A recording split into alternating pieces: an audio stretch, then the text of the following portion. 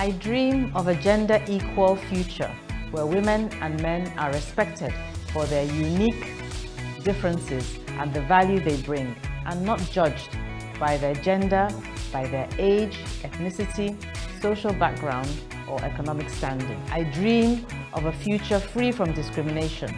I dream of a future where everyone is guaranteed basic standards of living, fostering equitable social development and inclusion. A future where the spirit of Ubuntu and community exists, and we understand that I am because you are. A future I will be proud to say I contributed to. We all have to come together to create a future we can proudly call our own. I invite you all to join us to walk for the future we want.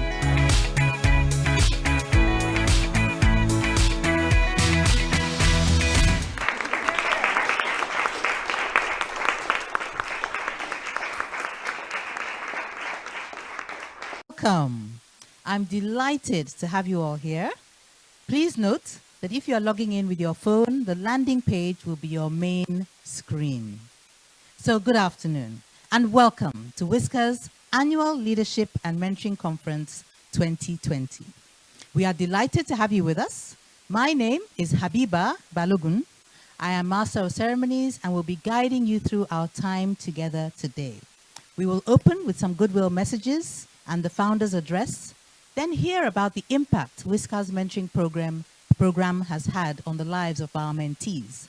We will feature the talents of creative Nigerian women and then proceed to our keynote panel discussion. We will graduate our 2020 mentees and introduce you to our incoming mentees for 2021. Then, the highlight of the day, a fireside chat with our keynote speaker, followed by the presentation of the Distinguished WISCAR Award. We will close with the opportunity for you to be mentored by 14 WISCAR mentors in intimate roundtable sessions. It will be a full, engaging, and rewarding day. Thank you for choosing to spend today with us. Many of you are familiar with the Zoom platform, some of you are not. So let me familiarize you with how we will be using Zoom to optimize your experience. Microphones will be kept muted unless you are invited to make a comment. At that point, a message will appear asking you to unmute so that you can comment. Please remember to re-mute your microphone afterwards. If you are speaking, please turn your video on so that we can see your face.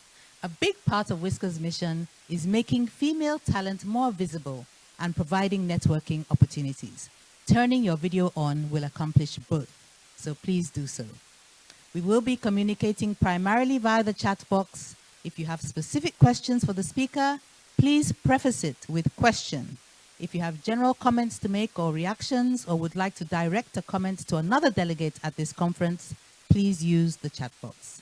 If you would like to make a verbal comment, please raise your hand to bring yourself to the moderator's attention. On your laptops, all you have to do is click on participants, scroll down, and you will see the raise hand icon. Just click on that. If you are on your phone, you will see the raise hand in your Zoom control menu. Just tap on your screen and select more. Now, network instability is a fact of life for virtual events. If your network becomes unstable, consider switching to another source or your phone hotspot. Check that your data has not run out. It's happened to me before. If you are disconnected, simply reconnect. And if one of our speakers is disconnected, please be patient. They will reconnect. We have taken steps to make sure it does not occur, but life happens. If you have any challenges at all, please message the host in the chat and we will support you in resolving your issues. So, once again, welcome. We are opening the conference with the national anthem. So please, wherever you are, please rise for a rendition of the national anthem by award-winning opera singer Ronti Ihimoyan.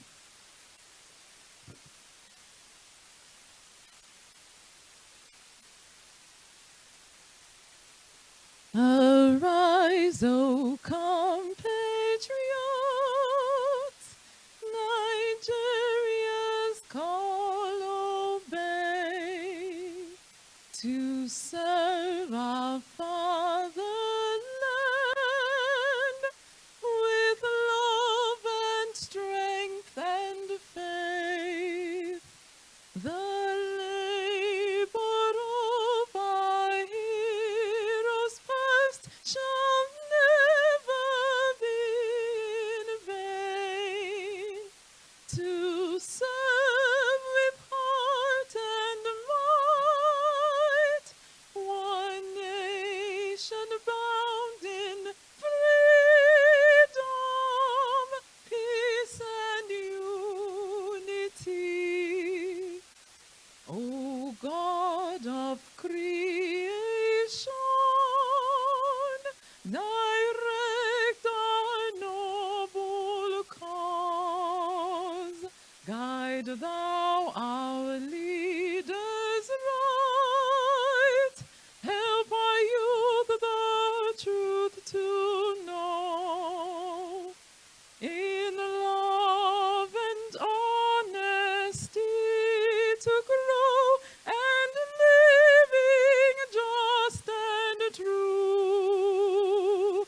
Great lofty heights attain, to build a nation where peace and justice shall reign.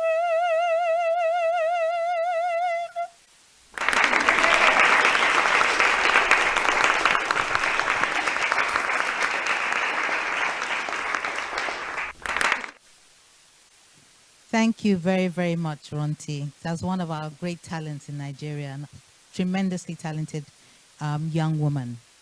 So, our conference is open. Our conference is open. Before we start, I think it's only appropriate and necessary for us to observe a moment's silence for those we have lost this year.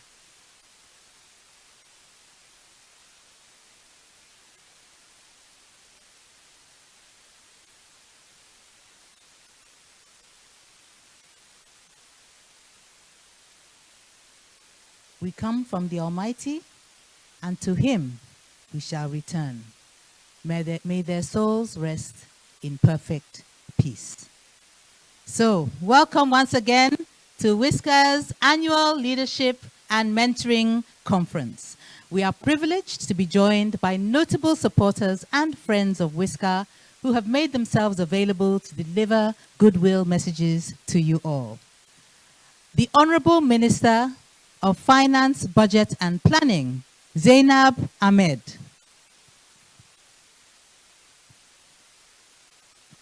Good afternoon, Honorable Minister.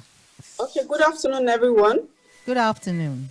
Good afternoon. It is really a pleasure to be here today. Can you hear me? Yes, we can. Yes, good. To share a goodwill message with you all for the 2020 WISCAR Annual Leadership and Mentoring Conference, which has been appropriately titled The Future We Want. This future we want begins now. It is a future in which more women occupy meaningful leadership positions across all sectors and have a seat on the table and are empowered decision makers. It is a future that reflects our collective efforts to empower, uplift, and create space for the next generation of women leaders. We in government have heeded the call to action for the development and implementation of strategic policies and initiatives that will be aimed at closing the gender gap and promoting women's leadership and economic empowerment. We will continue to develop and implement policies and regulatory frameworks and programs that are inclusive and gender sensitive. Furthermore, we will partner with other stakeholders to help remove the socio-economic and cultural barriers that prevent women from participating fully in society and also from reaping the economic benefit of their participation. It is especially important given the impact of the COVID-19 pandemic. Considering that many of our countries are facing fiscal constraints and low revenues post-COVID-19, it is especially critical for us to scale up existing existing initiatives and develop new ones, such as gender-positive and gender-responsive budgeting that sits at the intersection of gender and fiscal policy and public financial management. Additionally, we recognize that technology is critical. It is a critical enabler for gender inclusion.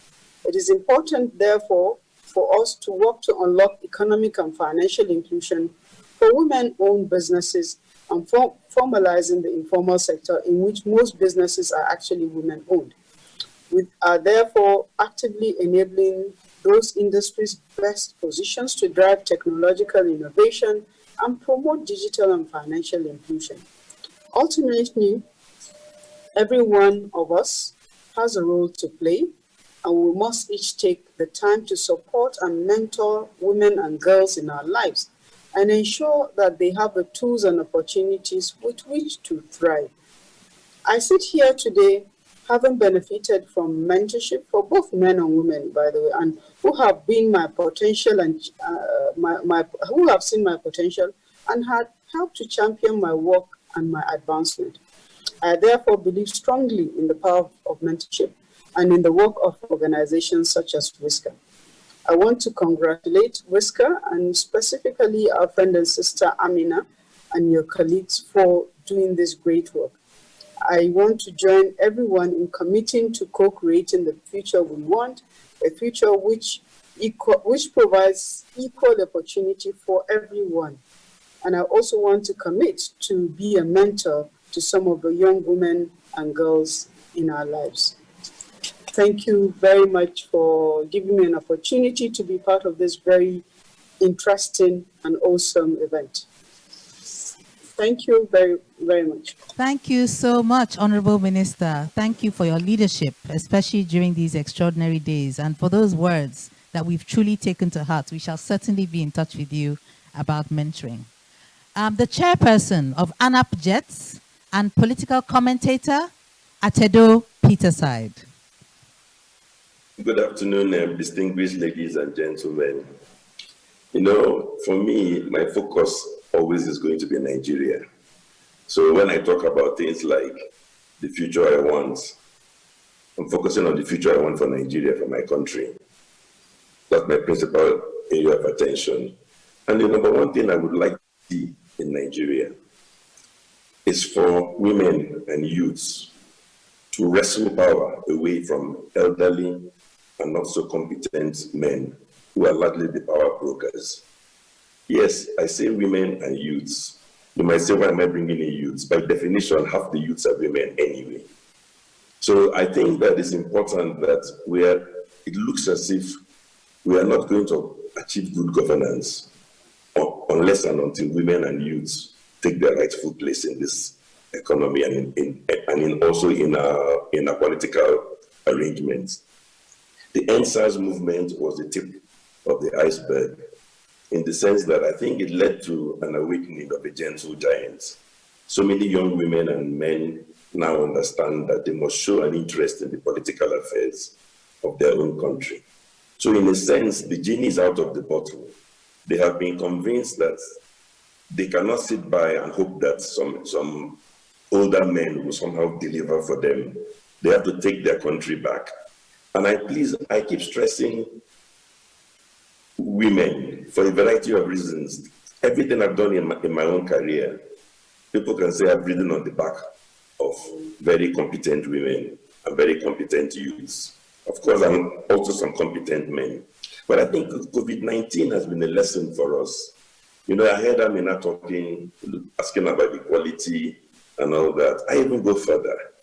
And what I will say may surprise you. COVID-19 has taught the whole world that if you look at the evidence, the countries that appear to have been led by women as heads of state have had a far better crisis. So it's not an argument for equality. There's a time and a place where women at the helm of affairs will probably do a better job than men. And I think COVID-19 has opened our eyes unless you believe it's a coincidence that all those countries that have women as heads of state seem to have had a much better crisis. I don't believe in that kind of fluke. I think there's a reason for that. Generally speaking, you may not agree, or some of you will agree. I find in Nigeria's context that with women there's more honesty, higher integrity, more discipline, humility, and women are also more caring. So a crisis like COVID involves those types of qualities, which are missing, sadly, in many men. So for me, the issue is that future we want, women must take their rightful place. I'm embarrassed and ashamed that after all this time, we don't have a single woman governor in Nigeria. And my prayer is that in 2023, we will correct such things, because this future we want involves caring about a variety of things that men in Nigeria just don't seem to get, including the environment. I have been exposed and gone to parts of Lagos State, between, let's say, Ajah, going all the way to Ebe. You can hardly find trees left. People just cut all the trees down, use them for charcoal, firewood, and all that, and you wonder who is going to solve all these types of problems. So for me, a very clear message. Yes, I love equality, but I'm also saying that please, let's be a little bit more ambitious. There are times when women can and should do a better job. So please remember that, and I pray that this conference is very successful, and I thank you all for your attention. I know that you're on the right track, and it's my sincere hope and prayer that the seeds you sow today will help to achieve my goal of seeing women take a much more definitive role in the affairs of our nation. Thank you very much, and have a wonderful conference.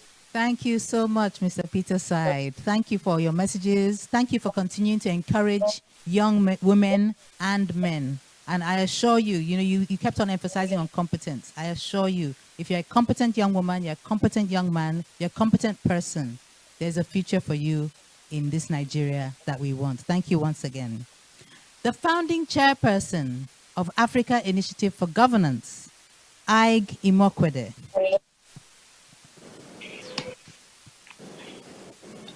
Good afternoon, distinguished participants. I do hope you can hear me.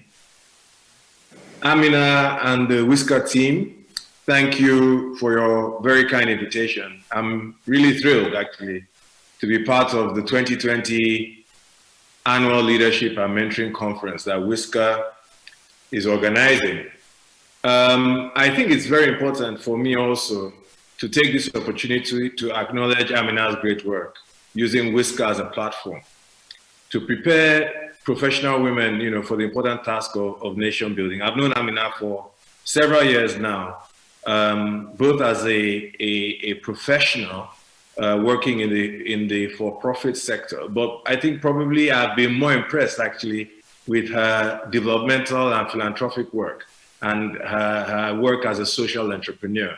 So thank you very much for the opportunity to join you in moving the needle as far as preparation of Nigerian women are for the task of nation building.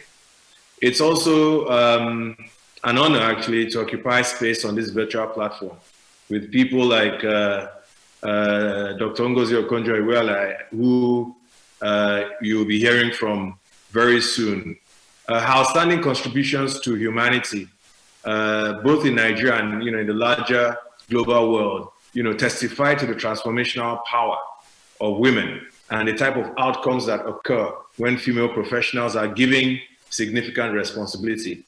Now, very much like at Edo, throughout my life journey, and this is whether as a professional, as an entrepreneur, or as a philanthropist, I have always hired the right person for the right job, male or female.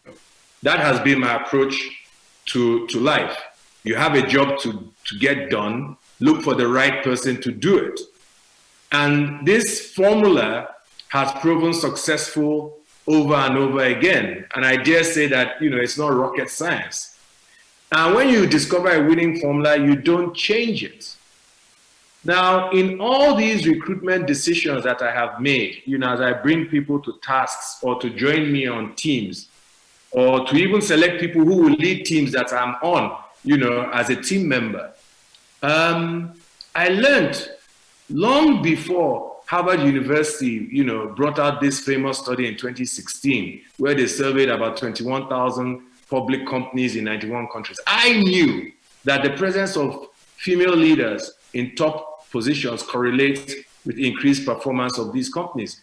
Atedo, articulates it that he ran successfully on the back of the efforts of women and young and old. But I mean, I know his story, and I think I see more women than men in that success story, and it's not really different from mine. Personally, I have sympathy for institutions and countries that fail to recognize this winning formula. Institutions and countries where women are not given the opportunity to make a difference. It's a bit strange where you can see with evidence that abounds, and even as Atedo pointed out, in current times when we face a global, COVID pandemic, that women seem to be doing a much better job than men at addressing this challenge. And I'm not saying that there are not countries where men are doing a good job, but more than ever, we know that women have proven their abilities as well as men, and in certain instances, stronger than men, to do outstanding jobs. There has never been a greater need in Nigeria for people who can make a difference. There has never been a greater need in Nigeria for people who can build this type of future that we want than at this present time. Now, people say the giant of Africa is sleeping. Nigeria is in slumber. But there's also a proverb, I think it's a Chinese proverb. When sleeping women wake, mountains move. You and I, as individuals, are not sleeping.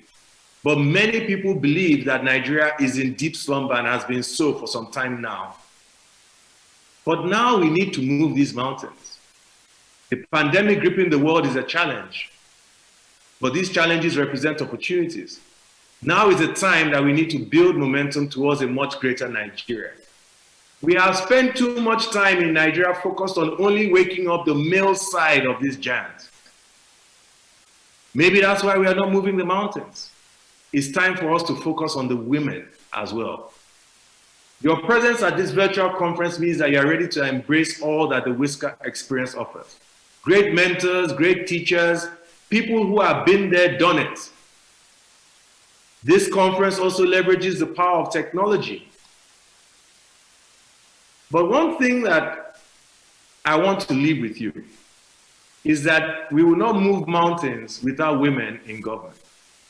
And when we speak to professional women, let it not just be women in business. More important than at any point in time in our history and progress as a nation will be women in government. We need to take extraordinary steps to get women represented in government. Every one of you, I have looked at the participants list. And the great thing about technology is that as I see names, I can Google them. And I see women on this platform, on this call, who have the capacity to become leaders of substance, not just in business, but also in government. Women who can stand tall like Ngozi and Amina. Women who can move mountains like Nigeria needs. My prayer is that at the end of this conference, you will come up with a formula, extraordinary things that will bring women in government. And with people like Atedo, and I will follow, we will support you to the very extent of our abilities and our resources. Thank you, congratulations, and very best wishes for a wonderful 2020 conference. God bless. Thank you so much, Agi Mokwede. Thank you so much for all your work with your foundation to build the capacity for good governance. Thank you very much. And to our final goodwill message, I'd like to invite the Executive Director of UN Women, Under Secretary General of United Nations, Mumzile Mlambo Mchuka.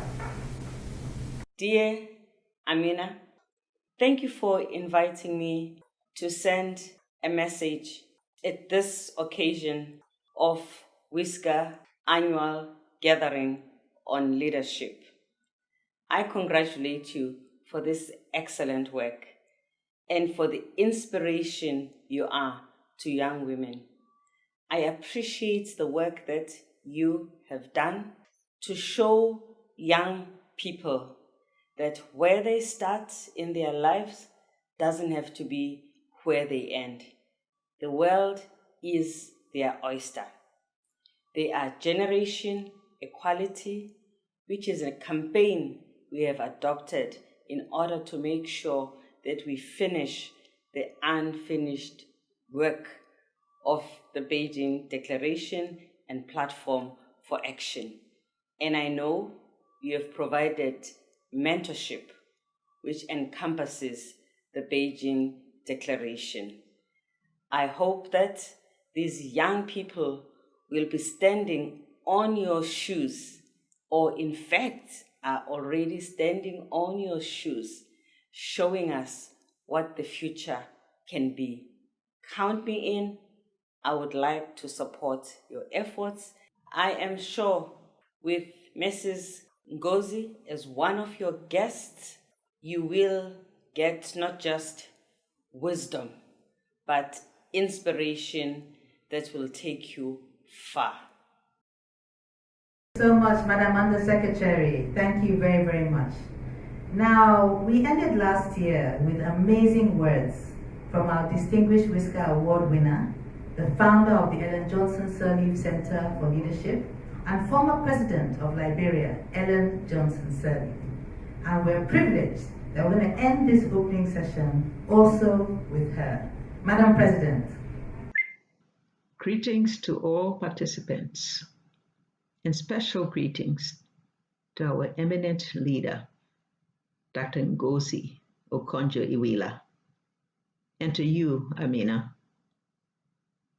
As the world faces the human ravages of COVID-19 and the consequences of long-standing inequities and injustices, particularly for those marginalized, such as women and youth, we join the call for action, the call for change, and the call for a future in which the human rights of all people are respected and enforced, and a future free of misogyny and gender-based violence.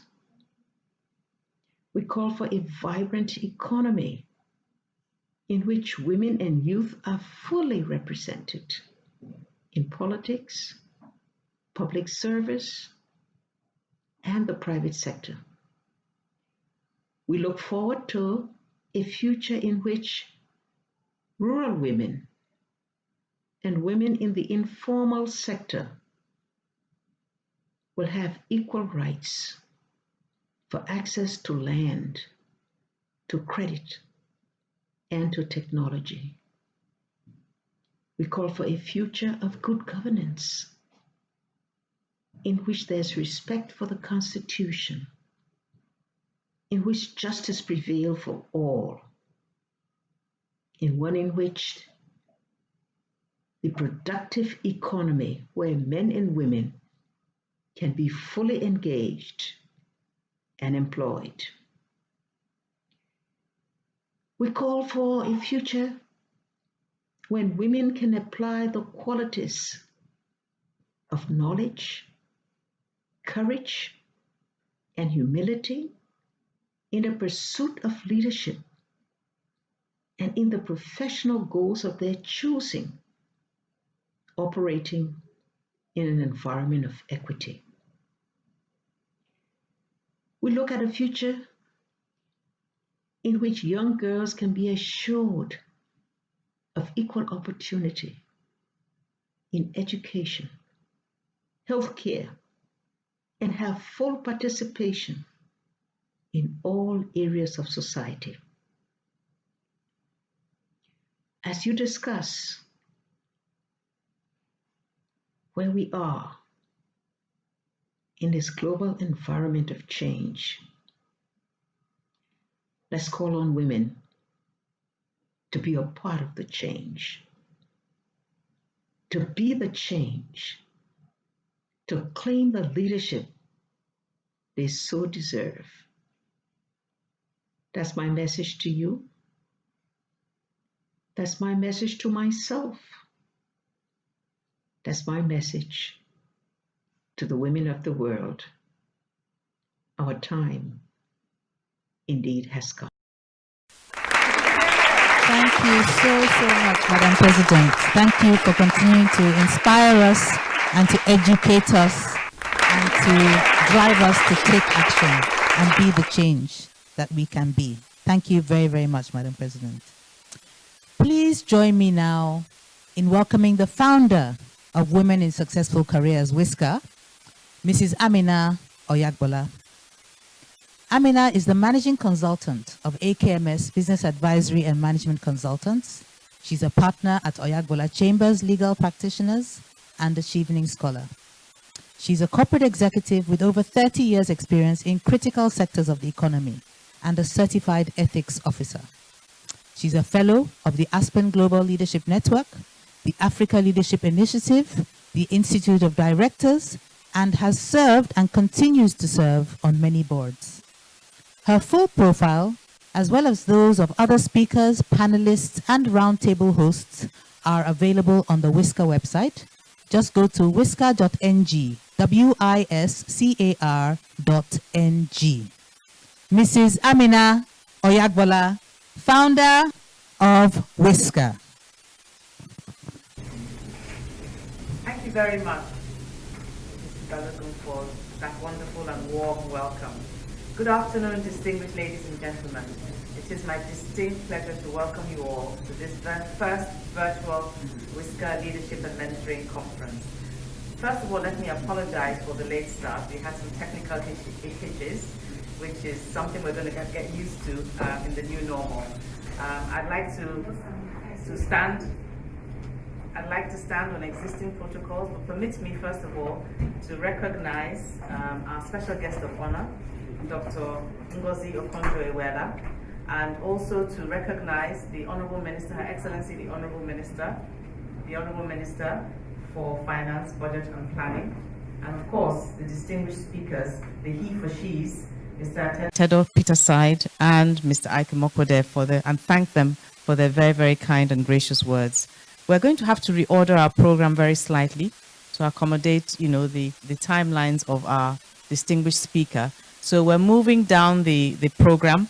We're moving up some items on the program, and we're going to bring on the highlight of the day, our very, very special guest, Dr. Ngozi Okonjo-Iweala, who has been online with us from the very beginning.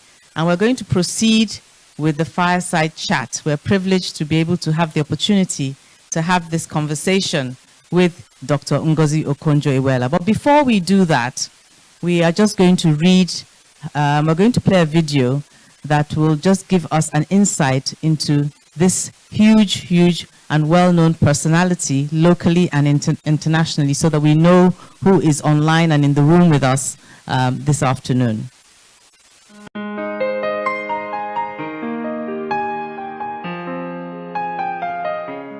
A global icon, a change agent, an exemplary leader, an admirable woman of resonant impact. She has inspired even by her aspirations, by being the first woman and Black person to be put powerfully in contention for the World Bank presidency.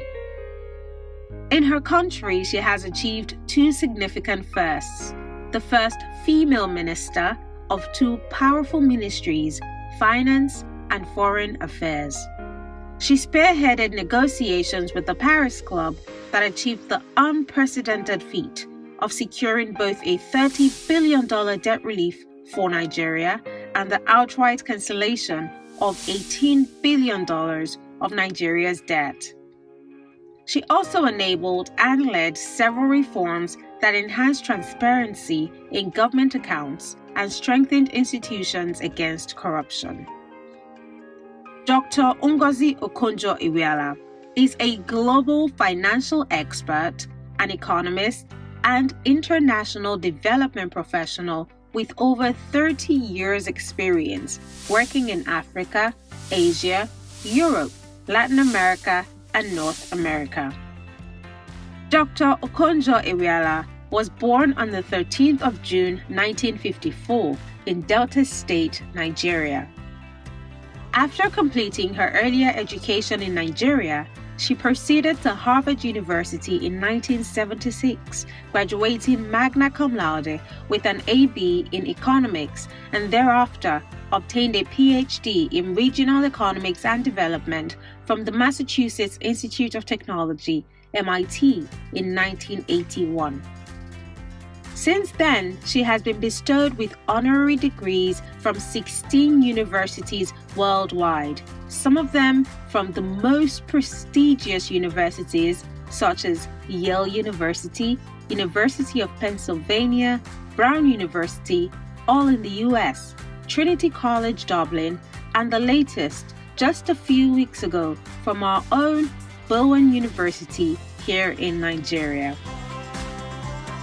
She commenced her 30-year career as an intern in the World Bank Group in Washington, D.C., and rose up the ladder to the position of Vice President. Following her first term as Nigeria's Minister of Finance, she was appointed Managing Director, Operations of World Bank, where she piloted several World Bank initiatives to assist low-income countries during the 2008 to 2009 food crisis and later again during the financial crisis. In 2010, she was appointed chair of the World Bank's successful drive to raise $49.3 billion in grants and low-interest credit for the poorest countries in the world.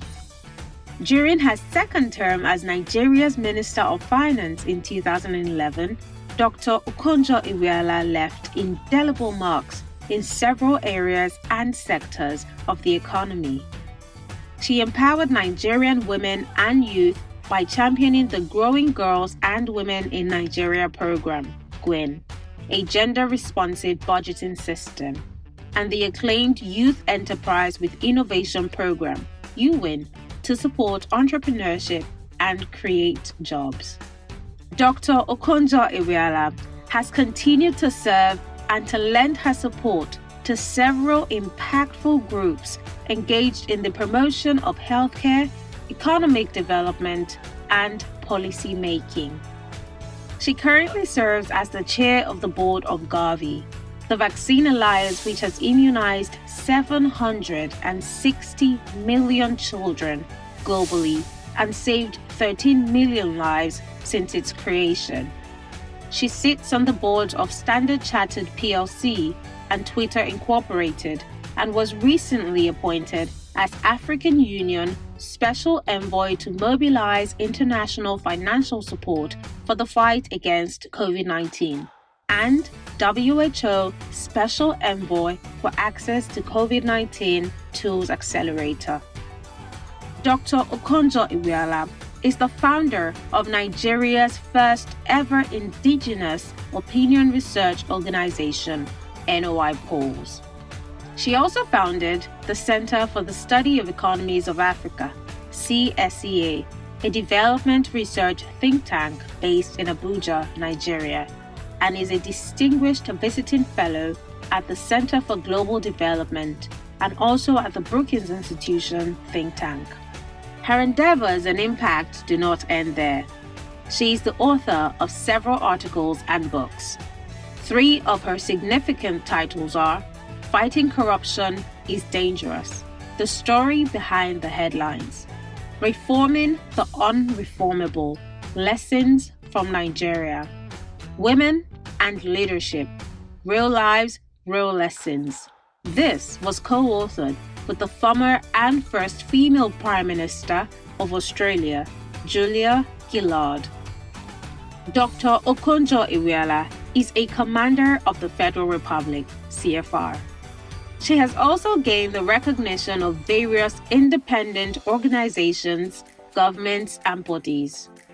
These are too numerous to list, but include being named an Angelopoulos Global Public Leader at Harvard Kennedy School 2020. Recipient of the International Service Award of the World Affairs Councils of America 2020. Recipient of the Aminu Kano Award for Leadership 2020. Appointed to the Presidential Economic Advisory Council of South Africa. One of 8 female anti-corruption fighters who inspire. Transparency International 2019. Aspen Institute's Madeleine K. Albright Global Development Award 2017.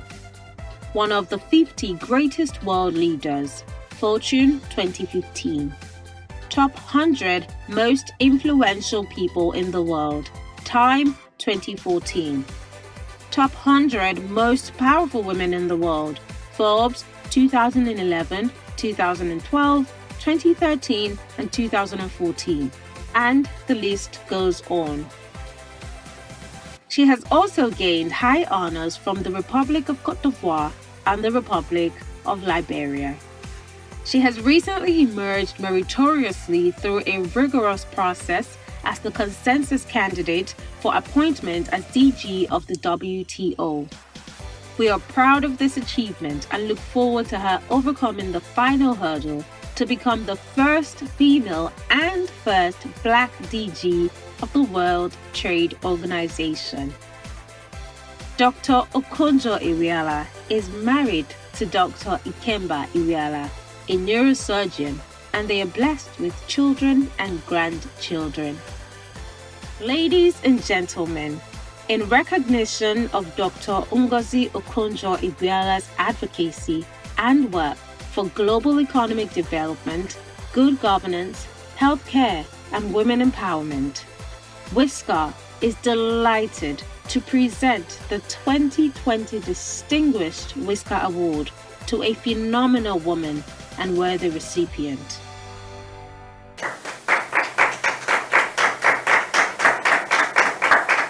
Wow, what an amazing personality. What a phenomenal woman. What an inspiration. And what a role model. I wish this was a physical event so that we could really hear the resounding applause, but I'm going to clap myself right here for this amazing local and international personality. Thank you so much, Dr. Ngozi Okonjo-Iweala, for being with us. We're going to move straight into the fireside chat because of time. And typically when we have these things, you know, it's very relaxed and we're all sitting around, sitting next to each other on a chair. But please, I'd like you to just imagine that we're having this conversation with this amazing woman who has been supporting other women, you know, has been contributing so much to economic development, contributing in so many spheres of life. And a lot of the time with international personalities and local personalities and icons of her own type, we sometimes think, you know, that we know them. And we found in WISCAR, from our Meet a WISCAR events over the years, that, you know, it's only in the course of the interviews that you can actually get to know these personalities, know them completely beyond what is on their CVs and all their good works, which we have, some of which we have heard about this morning. So, Madam Ngozi Okonjo-Iweala, my first question to you is just for you to give a very brief insight into your upbringing and the people and the experiences that have molded you into the personality, the great personality that you are today that we all admire. Well, thank you very much, Amina. Before I say anything, let me congratulate you on this wonderful occasion and on all the occasions you've organized for WISCAR in the past. Just first listening to the comments, seeing the comments from the young women, it's inspired me. You know, I feel very energized. I feel happy. There's nothing like being surrounded by young women to make me feel there's hope in the world. Secondly, you brought some of my most favorite people in the world to speak. My older sister, Ellen Johnson Sirleaf, who herself is a mentor, Pumzile, who is doing a fantastic job. And then two of the men that I love so much in Nigeria, Aigi Mokwede and Tedo Peterside. So how can I complain? This is a very, very nice beginning. So thank you for doing that. Now, I don't know where to start. When I was listening to the long list of things I've done, I was saying to myself, is this really me?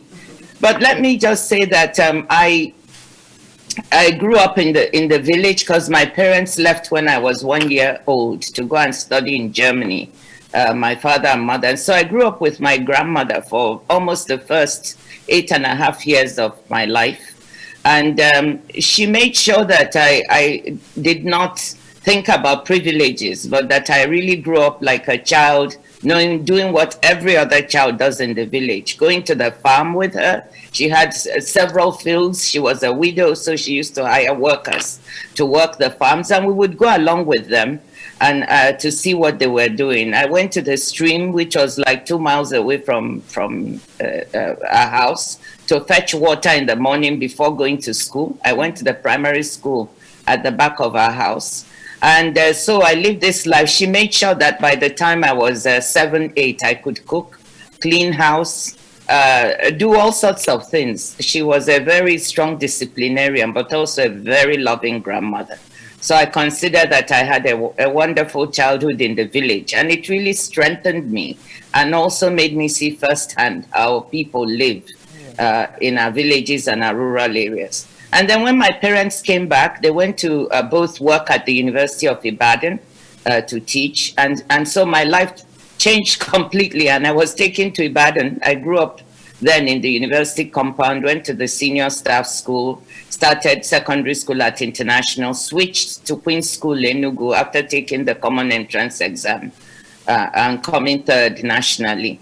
And then the war came.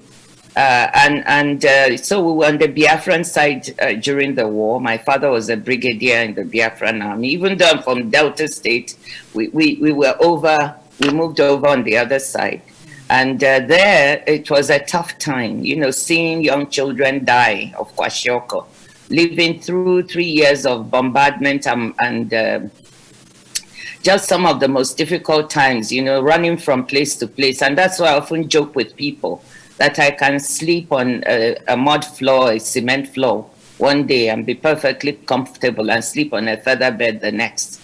Meaning I can live in pretty sparse conditions of hardship, as many of our people live at home, and I can also live in a very nice environment and thrive in both, because I've been through so many things in my life. So my parents lost everything in their mid-40s after the war and had to start from scratch. And I'll just tell you one little thing that my father told me, because I think it's one of those things that helped to shape the way I think. After the war, we had nothing. They lost all their savings, every single thing we had, no car, no nothing, hardly even clothes. And I remember my parents had gone from Ibadan to the University of Nigeria in Nsukka. And we were in a house, no furniture, nothing. Our furniture was cement blocks that we gathered here and there. And so my father was sitting on a cement block talking to another colleague of his, another lecturer visiting. And I heard him saying, sounding so happy, everything is fine. And so after the man left, I went to him and said, Daddy, what do you mean, everything? I was very upset. Of course, as a teenager, 14, 15, what is he talking about? And then he said, sit down. And he said to me, we have everything. And I just looked and said, Daddy again, what on earth is he talking about? So he could see that I was very skeptical. And he looked at me and said, once you have a head on your shoulders and you have your brains, you have everything. Material things are not as important, because if you lose them, you can regain them very quickly. And so that stayed with me all my life. And that was so inspiring to me. So that's an encapsulation. From there, I went to St. Anne's School, Ibadan, after the war. And when I finished my school cert and my HSC at that time, I took the exam to Cambridge University in the UK, and I also applied to Harvard. I got into both, and I decided to go to Harvard, and my family said I should, because my mother, who had come back from Germany with a master's, decided to do her PhD at Boston University. So they thought she could overlook me and make sure I didn't, I paid attention to my studies. So we were both ending up in the same place. And that's how I went to Harvard. So that's a quick encapsulation of the early years. That's an amazing story, and that's very insightful, and that really explains, how, in touch. Sorry, Amina, I can't hear you. Oh dear. Can you hear me now? Can you hear me now? We can't hear you.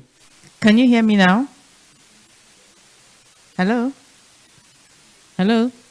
Okay, that's better. I can hear you now. Can you hear me now?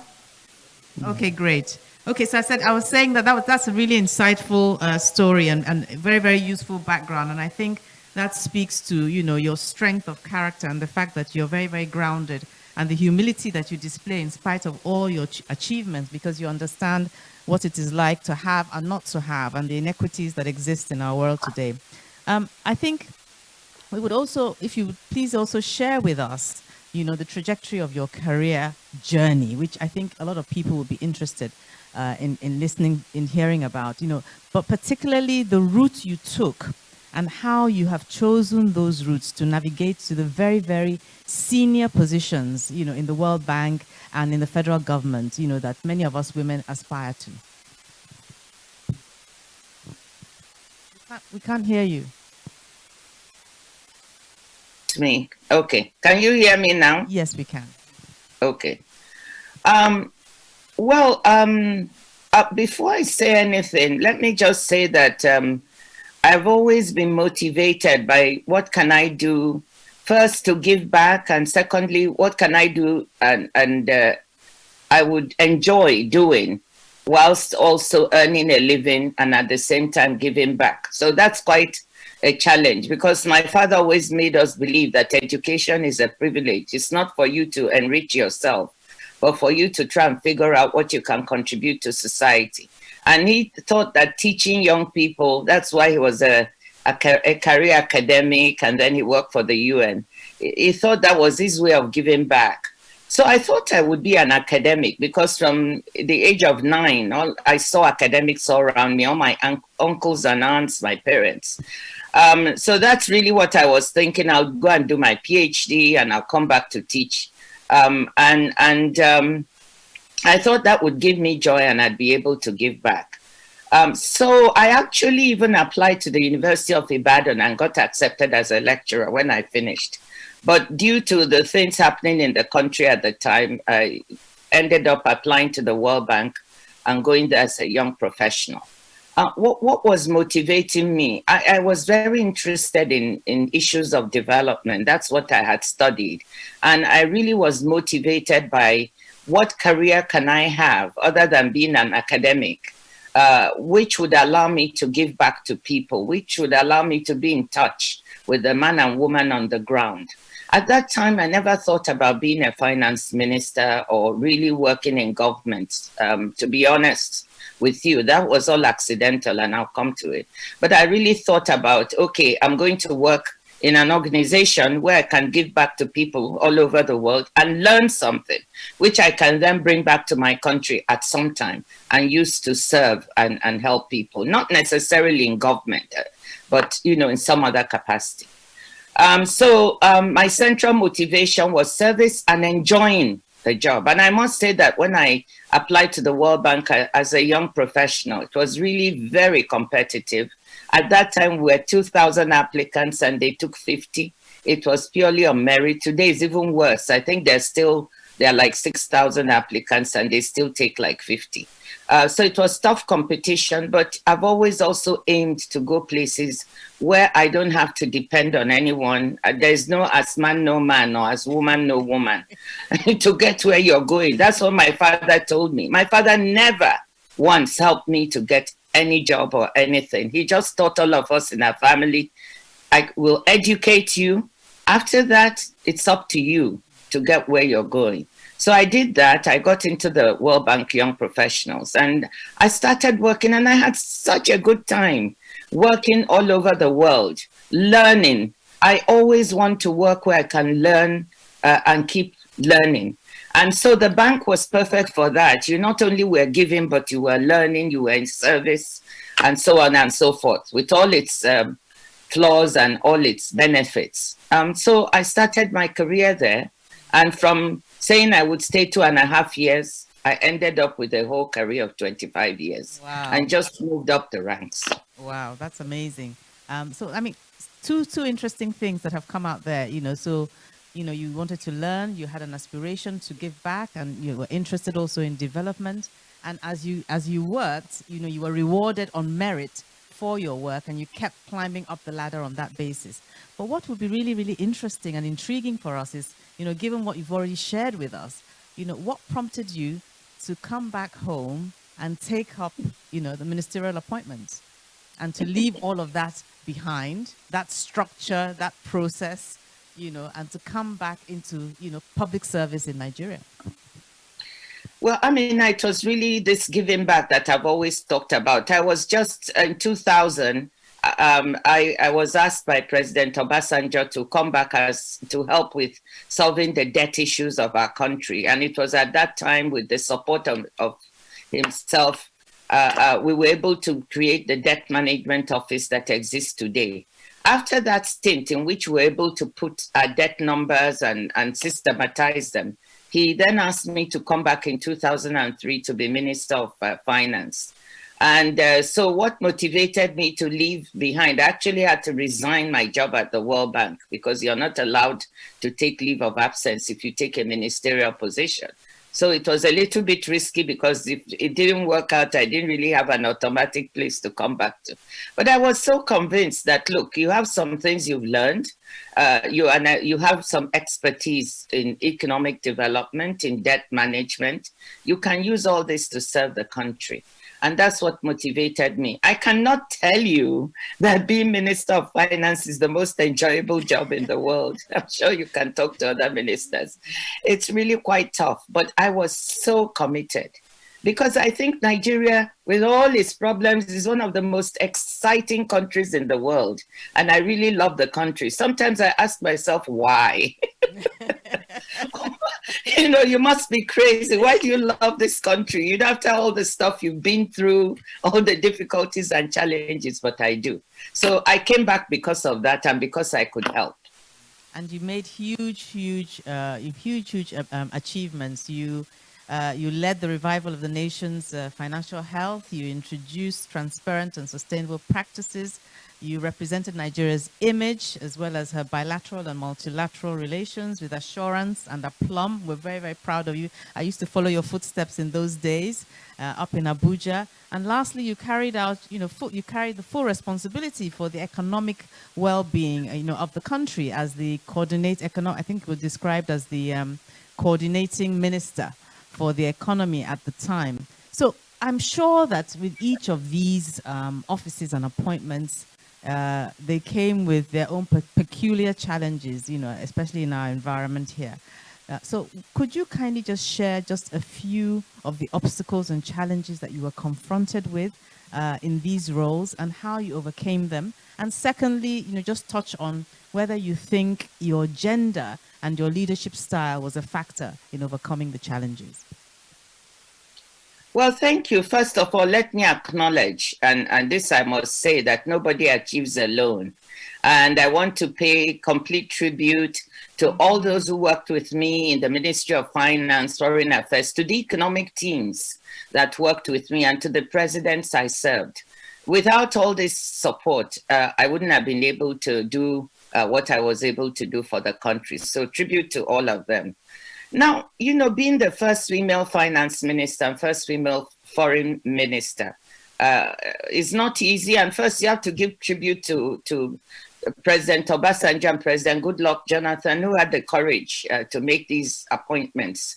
I think that there were people, I had like two things, I would call them strikes against me. First, being a woman, taking up this position of Minister of Finance for the first time in the country's history. There were people who felt that, why is a woman in this position? Is seen as a very powerful, if not the most powerful position as a minister.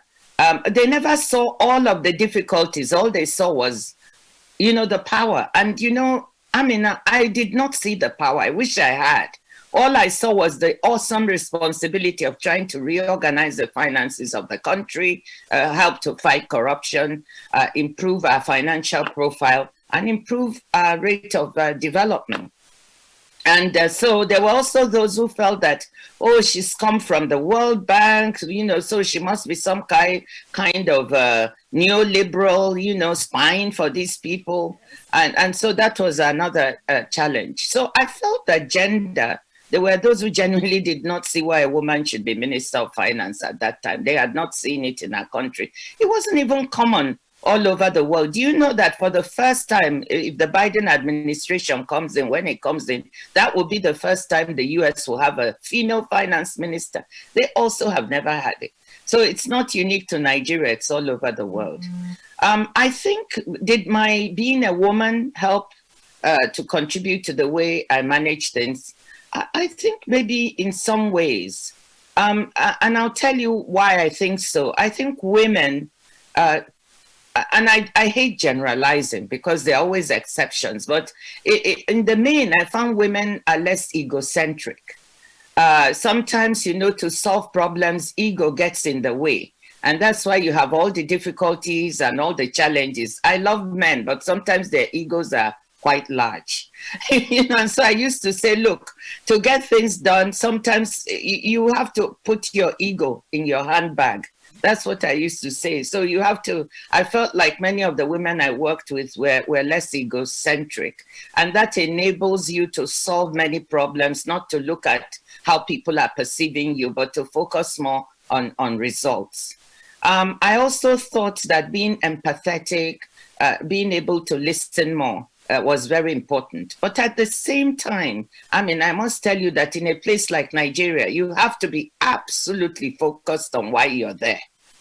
And what results do you want to achieve, whether you're a woman or a man? If you don't, there's so many ways in which you can be sidetracked, derailed, and not achieving. So on that front, I was quite tough, very focused, not allowing myself to be distracted by all sorts of things that happen at home.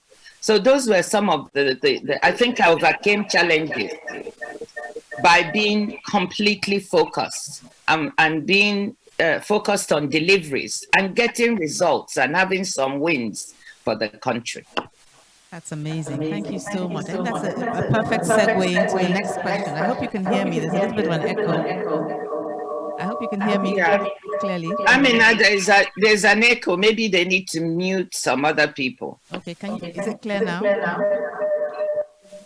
Yes, I can hear you. Okay, great. Okay, I think that's a perfect segue into my next question, which is, you know, touching on, you know, you're also, in addition to all these amazing accomplishments, you know, an author.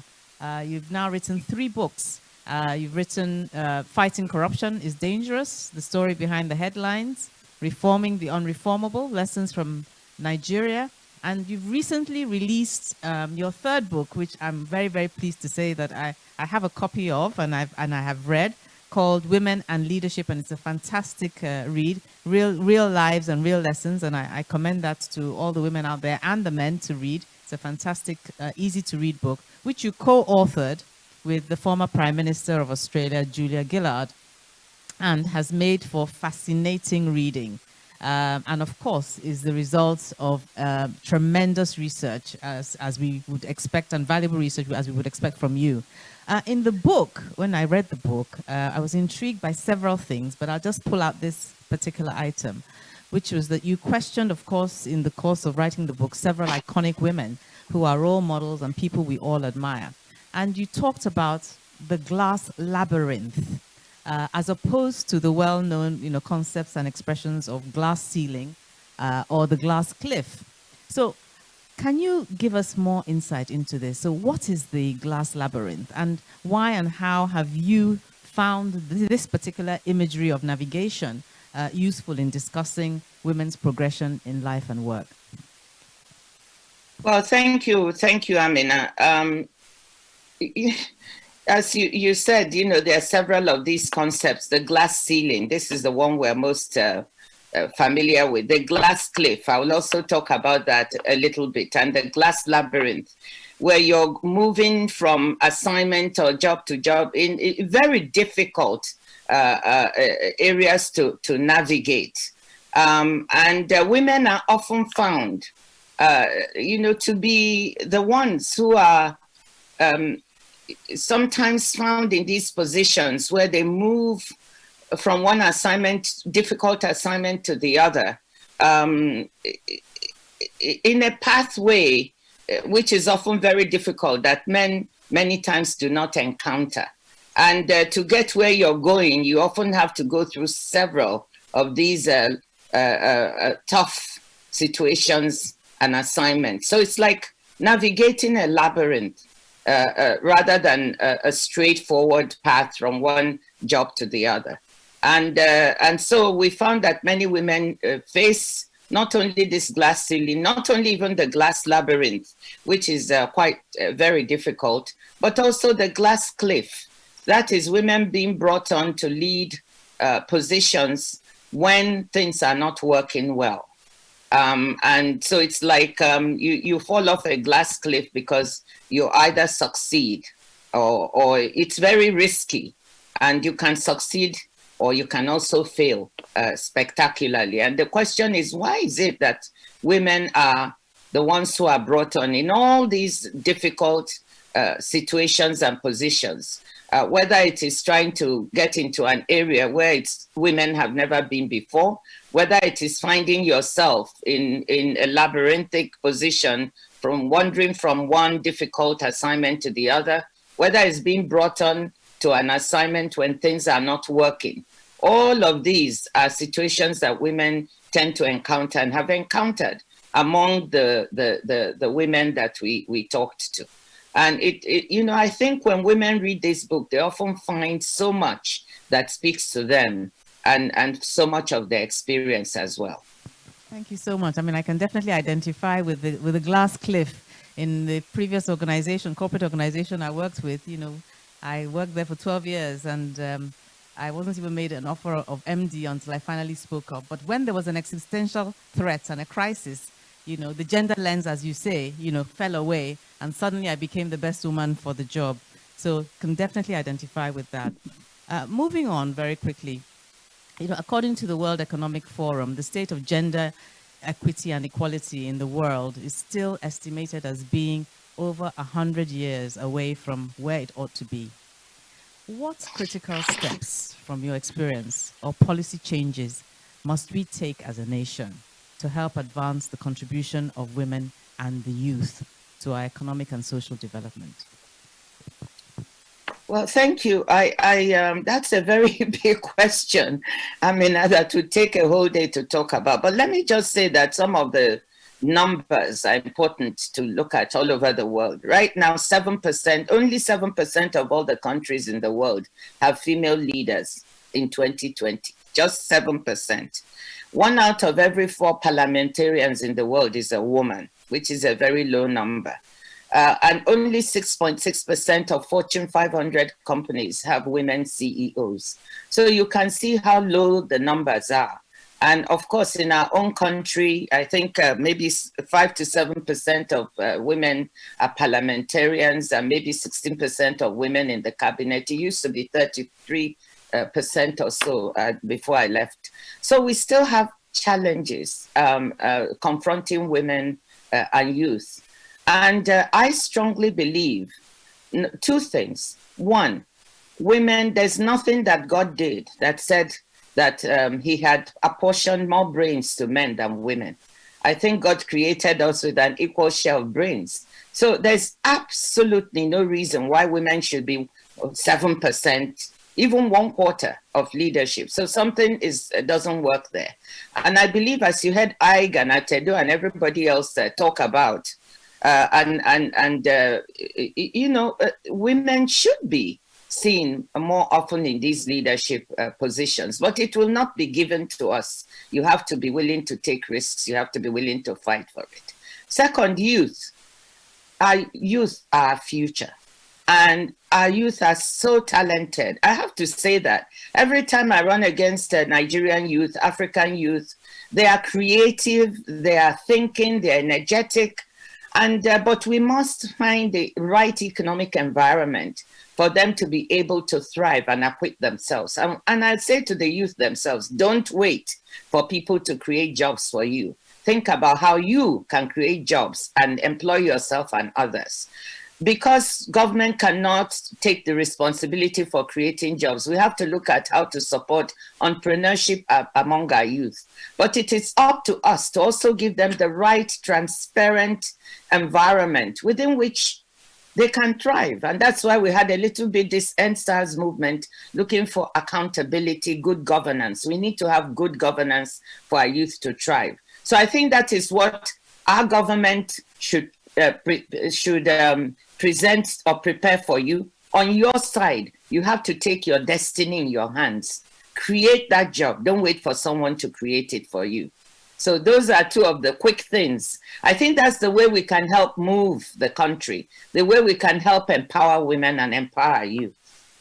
Thank you so much for that. I'm going to still push you a little bit more on this subject because, 2023 elections are in view, and I'm really concerned that we end up again with the same kind of statistics that we currently have. So I just, because you have a wealth of experience, both from the World Bank, working in government in Nigeria for so many years, handling significant portfolios. I mean, can you give us a little bit more insight into what we can actually do between now and then to increase, the female political representation to at least a minimum of 35%, of all, to ensure that at least 35% of women are in elective or appointed office in Nigeria? Well, thank you. Looking at the experience from other countries, what we've learned is that it will not happen automatically. The women have to organize.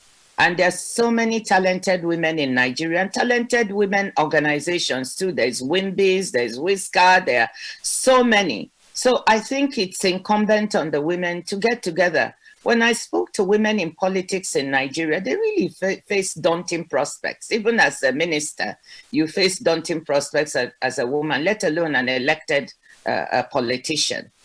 First you need the financing. That is one of the areas where there is a big gap, because then, when you don't have it, it leads people to all kinds of things, godfatherism and so on.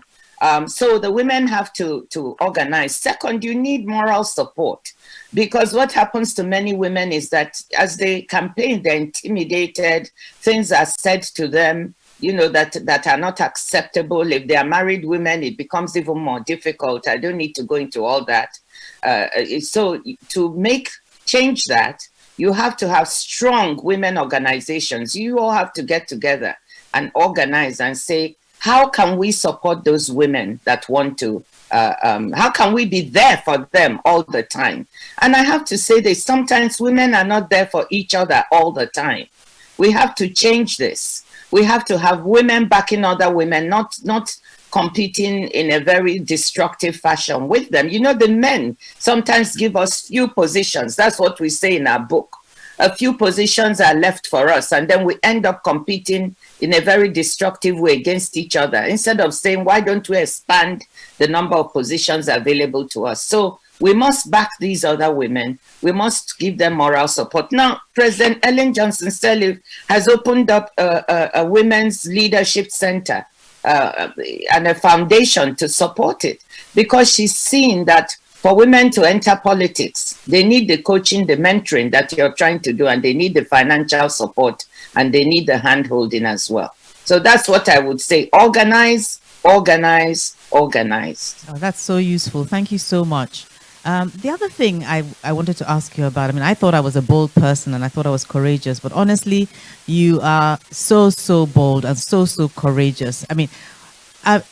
What has given you the courage to compete for some of these top jobs, including, most recently, the position of DGWT, or World Trade Organization, and to be prepared to succeed or fail with the whole world watching? I think you have to tell us something on that front. Well, this last one was very daunting. Like I said, I said this thing, I said, it was a situation where you will fail in front of the whole world and succeed in front of the whole world. And so I think it epitomizes the way I've approached my career. And I've approached it by being willing to take on challenges and succeed or fail. But I always believed in trying. You have to try. If you see something that will bring benefit to others and to the world, you have to try for it, even if it's risky, even if you're going to fail. So that has been my approach. But I call it considered risk. So I can try and not make it, but I am proud that I've tried, that I've shown women and men that women cannot be left out of these positions. So that has been sort of a creed with me, that you see something where women are shut out, where you think that if you get it, you could give more service or tackle the challenges, and you go for it. And if you don't succeed, it's also a kind of success, because you've shown. So women know that. You don't always have to get this job. You don't always have to be at the top. I didn't really plan my career saying I'll move from one position to the other to the top. It just happened because I chose things where I had a firm belief and commitment that you could do this service, and there's no reason why women should be kept out. And then you go for it. And even if you don't get it, just merely trying and showing women that you can do it will mean that the next woman, the younger generation, will have the courage to try. But if all of us don't take that considered risk, in other words, I'm not saying just go take any risk when you don't have the qualifications. No. You make sure you have the qualifications, you have the guts, you're prepared to work hard.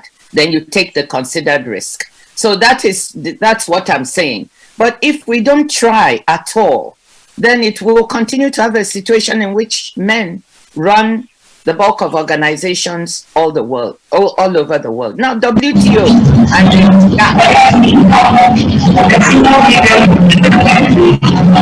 you have about that. We can't hear you. You're muted. You're muted.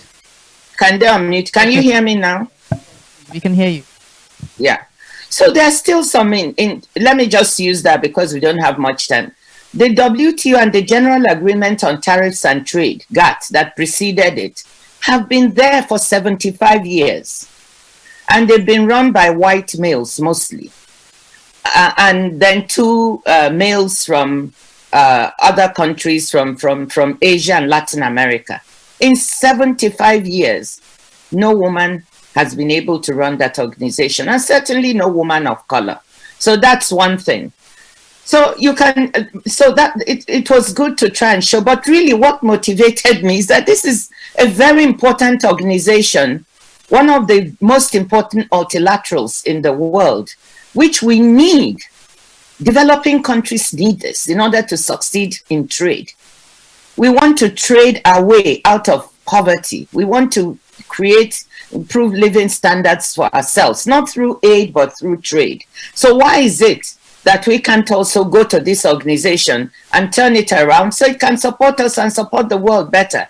That was really what motivated me. So when I was very humbled to be nominated by the president for this job, I said, okay, this is something we need to work with that can help Africa. We have the African Continental Free Trade Area. How can the WTO support us in Africa to be able to do better for ourselves, improve our trade, which is just 15, intra-African trade is just 15%, and Africa's share of world trade is 3%. These are very low numbers. How can the WTO help to support us? So that was a big motivation. And then, of course, the fact that no woman has run it, why not? It cannot be that only men have the brains and the courage and what it takes to run these organizations. So that's why I said I will accept to try for it. And so I went. But it was daunting in the sense that this time, as it was with the World Bank, but this one is even worse, you are competing in front of the whole world. We started out as eight competitors from all over the world. And in each phase, some people will be eliminated. So you're sitting there, I had a nerve-wracking time because I didn't know whether I would be in the first round to be eliminated, the second round to be eliminated, and then everybody will be there seeing you fail. But I said all the same, You know, it's not the kind of job application where you put in your application and they say we are not taking you. Nobody knows about it. You just go back to your house and apply for another job. Now you're applying in front of the whole world. You're being interviewed in front of the whole world. You know, so I said, okay, I will try it. And by God's grace, not by my own, I was able to make it all the way and come out on top as a person. So Fantastic. Considered risk. Congratulations, madam, and we're praying for you to overcome the final hurdle. I don't know whether you describe your experience as having gone through a glass labyrinth, or maybe you have another concept to share with us in this regard. I mean, now let me tell you, I think this one is a glass cliff, like what you said, because the challenges are so enormous that when I get there, it's going to take some time. All of you will have to come behind me. We're there for you, and we're praying on our knees that we hear the good news soon, before Christmas, by God's grace. It will be in January, not Christmas. Oh, it will be in January now. Okay. Well, we're all rooting for you. I think just as we are rounding up very quickly, because I know you're pressed for time, I just thought, if you could also share with us, having done the research you've done in your new book and with your wealth of experience, what you think are the most significant personal attributes, for leadership, and what other attributes have you also observed in your interactions with other global female icons?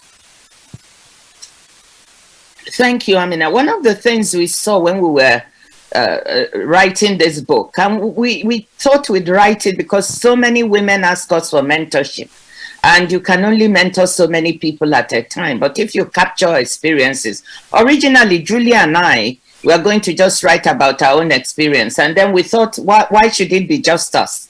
Let's talk to other female leaders. And one thing we noticed is, you'll be surprised when you read the book, that even the women leaders still have all these experiences that you're talking about. There's no right recipe to be a leader. It's not a cookie cutter thing where I can tell you do 1, 2, 3. But what I can tell you is that if you're going to be a leader, you have to be yourself. Do not pretend to be someone else. Be yourself. And you have to have self-confidence. Third, I find that it helps, if you're going to be a leader, to want to give back. And giving back doesn't just mean government service. Please know that. You can give back in civil society. You can give back in the private sector. Just being a woman running a winning enterprise in the private sector, employing other people, that is also giving back. So let's not get this idea that it's only in government service. But of course, government service, because we need all the talented people we can get. So what we found among these women is they had self-confidence to move, even when they were being criticized. And some of them, like Julia, the first ever female Prime Minister of Australia, had so many attacks and criticisms, similar to some of those that I had as well. But she had the self-confidence and the vision and what she wanted to achieve for her country to carry on. And this is a systematic thing we found. Why are you going into this leadership position? You should ask yourself that. What do you hope to achieve? Please be results oriented. Then have the self-confidence to carry on and to be yourself. Now, you will also find in the book that the women had to endure so many things. One of the things common to all the women is their appearance.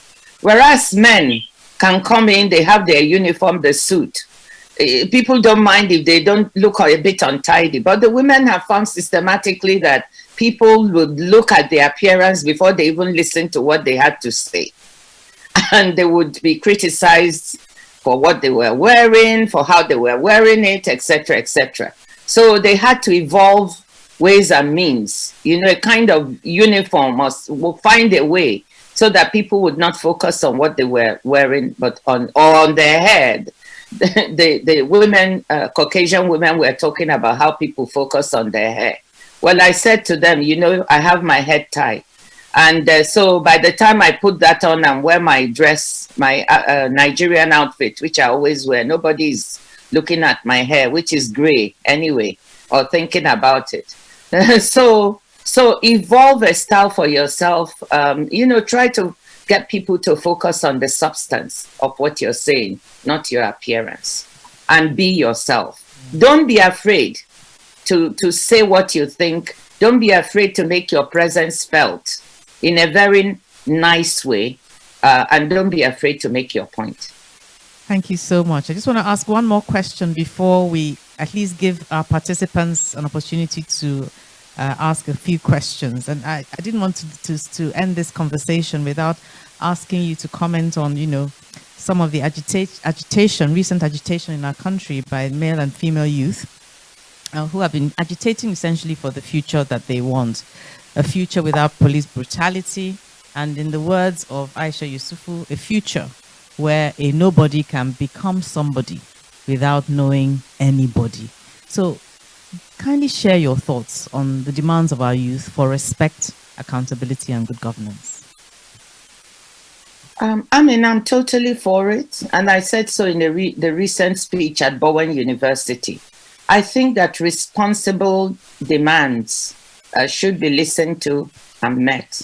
I think that people making their demands said peacefully.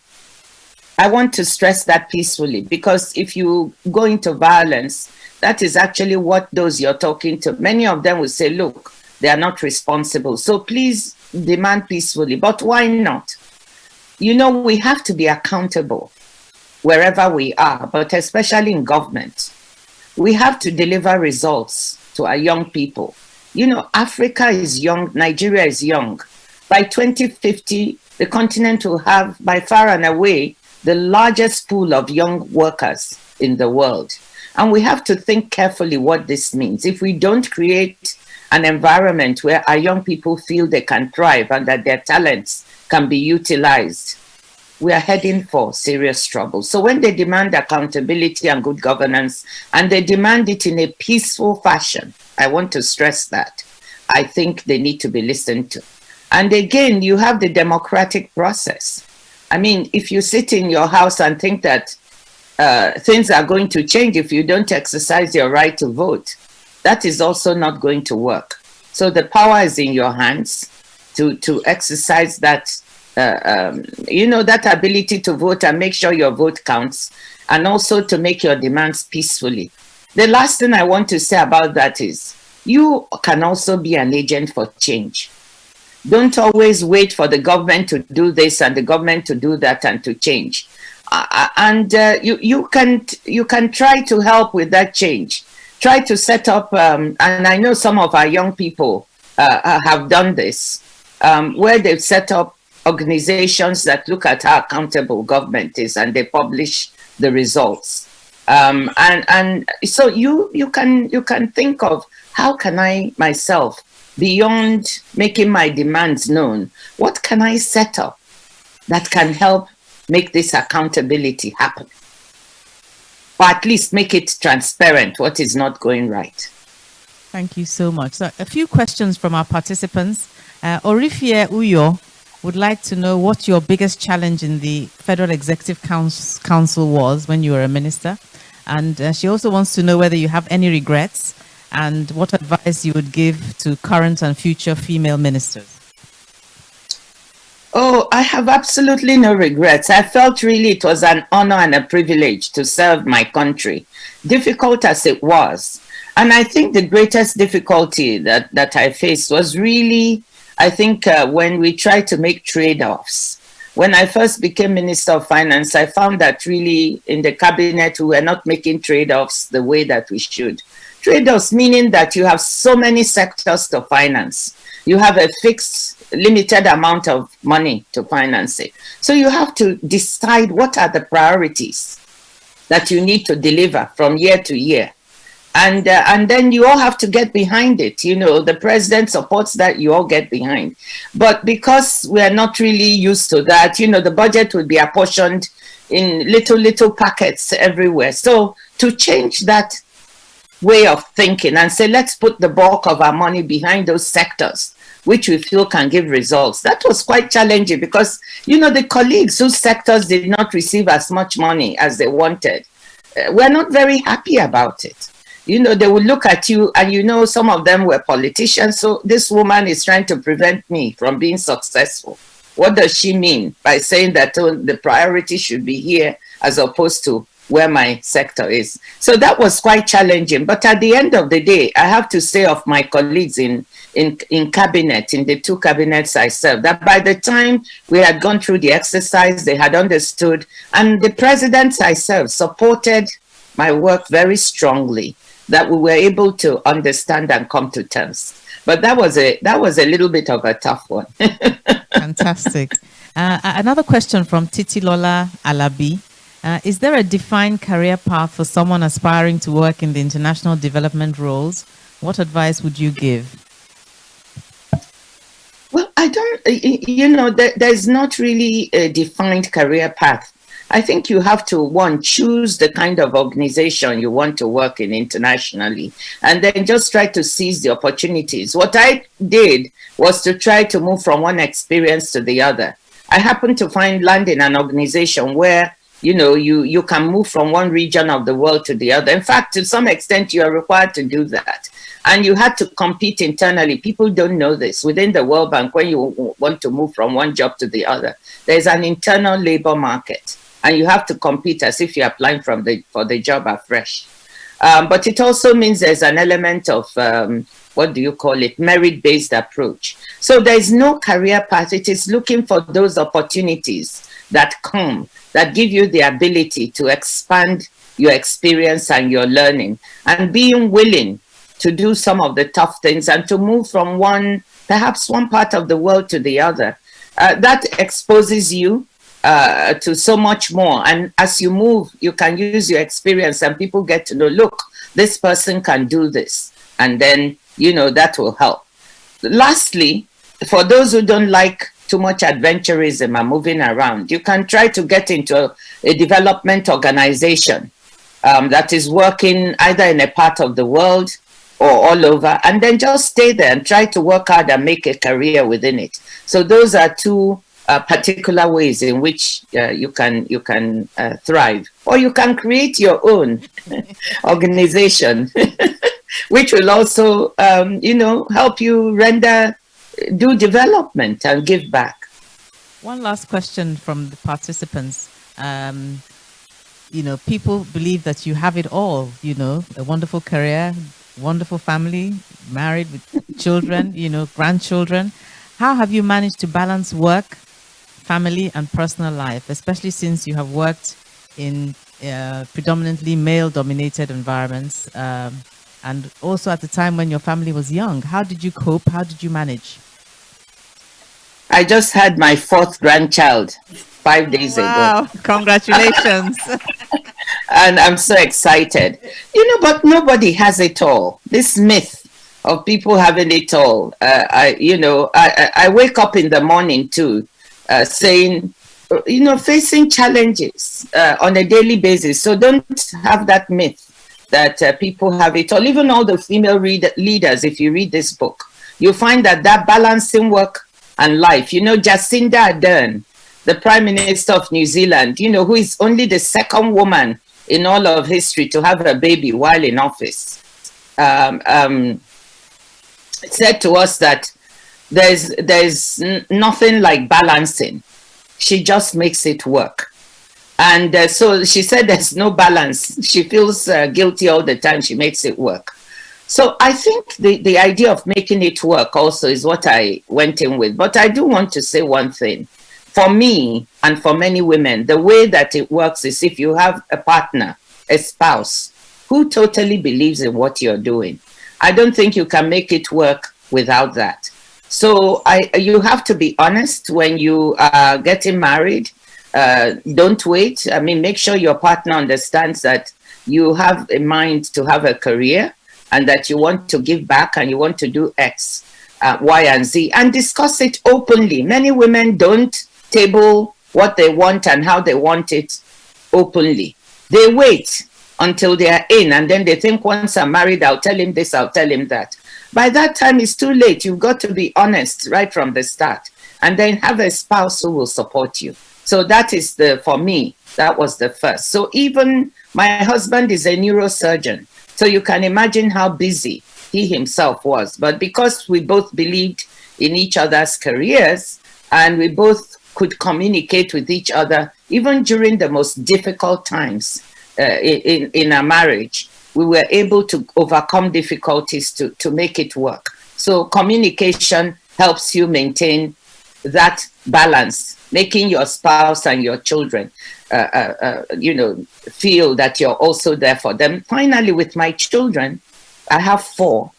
3 of them are physicians, writers, activists for one of them. We just, first of all, very early in life, I tried to make them read. And my husband was very instrumental. So when I'd be working, when I came home, I'll be at the weekends, they'll have a book and they'll be sitting next to me and be reading their book. So they started to read very early at 2.5 and 3. And that really helped me a lot. 2, I established a routine in my house so that things were done at a certain time in a certain way. So whenever I was traveling, I could look and know this is what the children are doing at this time. And it seemed to work. It gave me perhaps more comfort. It was more for me to know that things were not going haywire while I was away, because that would distract me. So I put in a routine. I taught the children how to take care of things very early. And because we're living in the US, we don't have all the help. You had to make your bed before going to school. So everybody will wake up early. You have to have your bath, make your bed. Otherwise, you make everyone late. You need to wash plates. You need to do this, do that. So there's nobody there to serve anyone. All of us are serving each other. So I'm very proud. I think my boys, I have 3 young men now. They know that there's no woman there to wait on them hand and foot when they get married. They have to be equal partners, serving the women, just as the women will serve them. That's how we brought them up. And my husband was totally instrumental. We taught all the children how to cook at age 12, both the boys and girls, at least rice and stew, plantain, pasta. They can make the basics for their family so their wife will not be, their husband will not. So that's what I say, teach them early. Don't assume they're children. They don't know how to do anything. Communicate with them. Be honest with your spouse. Be transparent. Support him as he supports you. And get him to understand that you're in it together. And be honest from the start. Many women who come to me for mentoring is because they've not been very open with their husbands. So it begins to cause you difficulty in the beginning. You can always then change things if it's not working and communicate better. Wow, that's amazing. I cannot let you go, Madam, without touching on COVID-19, the COVID-19 pandemic. In your capacity as the chair of Gavi, which is a very important organization, Global Alliance for Vaccines and Immunization, which has become even more important now with the pandemic. There's a lot of fear out there, and of course also a lot of conspiracy theories that we've all been reading about on this issue. What do you think we need to know at this time? Well, thank you very much. This is probably one of the things I've done in my life where I feel so privileged to be at the cutting edge of what is happening in the world and be working on vaccines, COVID-19 vaccines at the moment. It is really something amazing to me. So what should you know? First, for this COVID-19 pandemic, we say to everyone, no one in the world is safe until everyone is safe, because of the manner in which COVID is transmitted. So we all have to take precautions, wear masks, wash our hands, but above all, when vaccines come and become available, get yourself vaccinated. Let me say this, there are now 3 vaccines coming on, and Gavi, the organization, which I'm the chair of the board, has worked on something called the COVAX facility. And what we are trying to do there is to make sure there is accessibility and equitable distribution for poorer countries so that all the rich countries don't grab all the vaccines. The WHO is one of the organizations squarely behind this facility. And they are going to certify and tell us whether vaccines are safe or not. They will give emergency use authorization. So will the countries in which these vaccines are being made. And many of them have very strong regulatory systems. So don't be afraid. When a vaccine comes out, we have the Pfizer one now, we have Moderna, and we have AstraZeneca. From the COVAX facility, we've already signed an MOU for 300 million doses of AstraZeneca. We have millions of doses of Pfizer. We're also negotiating with Moderna. The AstraZeneca is less expensive, more stable in terms of being used in developing countries. So once we manage to get these vaccines in, I myself am going to take it. People ask me, will you take the vaccine? The answer is yes, because I want to be responsible, not only to save myself, but to save others. If you don't take it and you become a carrier for your parents who are elderly or others, that is not good. So I would strongly say, don't worry, they will all be certified safe. And I would advise, take them when they become available. Thank you so much, Madam. Wasn't she wonderful? Can we give her a round of applause, please? And unfortunately, she's going to have to leave us, for another commitment. So I just want to symbolically hand over the Distinguished WISCAR Award to you. And hopefully during your next visit to Lagos, we can meet you and, do the formal photo op. So just give me one moment. Fabia, the Executive Secretary of WISCAR, is joining me here. And I'm going to be handing over the Distinguished WISCAR Award. And the recipient on your behalf, Madam, is none other than the chairperson of the planning committee, Folake Animomuni, who also is a top executive in First Bank. And essentially, do you want to read what we've stated on it? Trying to read without my glasses. Yes. Continue to ignore no vision, which comes to nudge your range and increase your spirit, by Maya Angelou. And this award is being presented in recognition of your outstanding contributions to building a better world through your advocacy, work for global economic development, good governance, healthcare, and women empowerment, and for your inspirational leadership. Thank you very much. So we're receiving this on Folake is receiving it on your behalf, Dr. Okonjo-Iweala. Thank you very much for honoring our invitation. Thank you very much for your enlightening contribution and all the words of wisdom and everything you have shared on this platform this morning with us. We're really, really grateful. Over to you for your response. Thank you so much, Amina, for every award that I receive. I feel very grateful. I'm very humble. I just want to thank you for this recognition. I never take anything for granted. There are so many talented people out there. So I appreciate the recognition. I am very pleased. It's coming from my own country and from an organization that is dealing with women. You can see me smiling. I can't feel all of you, but I can feel you in a way with your clapping and your comments that you're sending in. I'm grateful to have had the opportunity to interact with you one more time. And I know there are also some young men who are with us today. Thank you for sharing. Please keep supporting women. Women also need you. To be he for she's, because that's the only way we can make it. So Amina, fantastic job. Your executive, fantastic. I hope I can see and touch you in person very soon. Keep up the good work. Love you all. Bye-bye.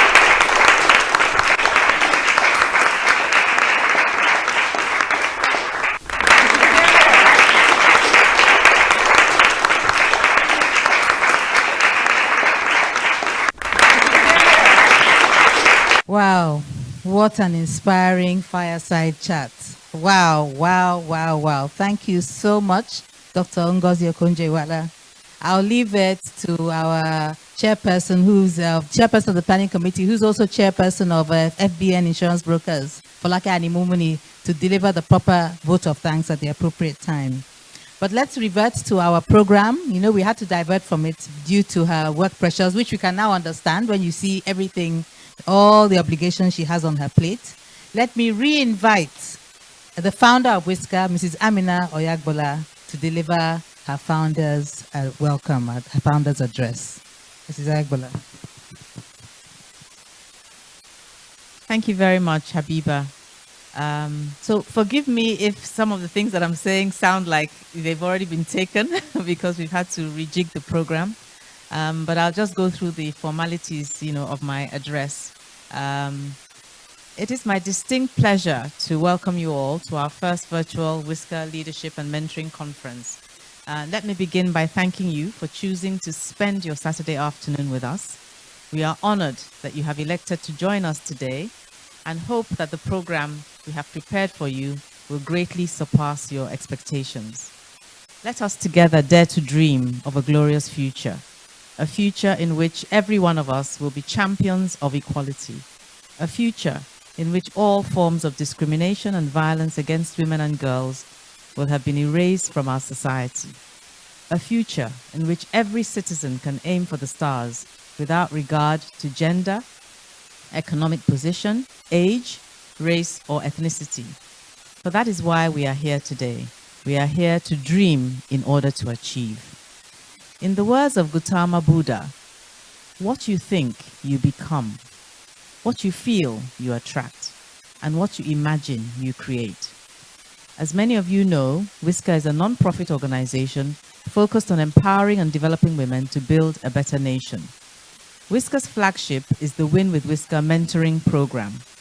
Its key features include mentor-mentee pairing, career seminars aimed at improving the personal, interpersonal, and organizational effectiveness of the mentees, book reviews that encourage a reading culture, enhance knowledge, skills, and strong work ethic, role modeling and networking through Meet a WISCAR sessions, and indeed an annual conference.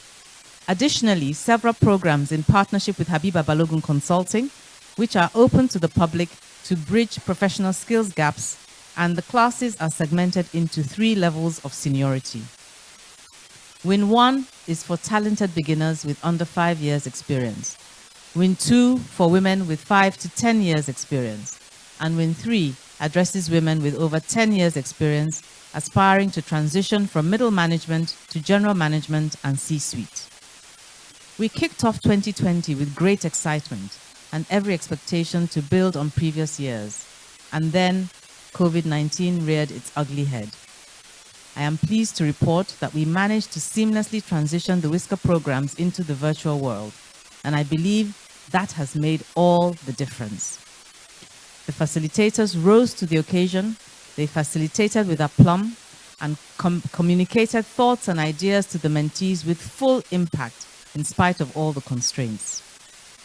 Our 11th stream of mentees graduates today from the 12-month Win 1 and Win 2 program. It gladdens my heart to see their growth and their zeal to break glass ceilings in their various fields. To the mentees, I congratulate you on your graduation. I am confident that you will utilize the values and the skills you have acquired from your program with WISCAR to drive for change in your organizations and indeed in your communities. We look forward to hearing of your continued progress and accomplishments in all spheres. You have truly been a stellar example for the incoming stream of mentees whom I believe will also do great things. I am also delighted to inform you that this year we successfully launched our Win 3 program with 13 brilliant young women aspiring to top management positions. We could not have asked for better pioneers as a group. This cohort from varied sectors have been equipped and enabled by a structured mentoring program tailored specifically for their level of seniority. Win 3 consists of 3 carefully designed masterclasses that build critical leadership competencies and skills required to develop leaders. The structure of the program also equipped these young women with peer-to-peer mentoring as well as one-on-one mentoring from not 1, not 2, but 3 top-level executives. This year, WISCAR, as implementation partners, collaborated with UN Women Nigeria to deliver the Beijing Plus 25 Intergenerational Mentoring Program.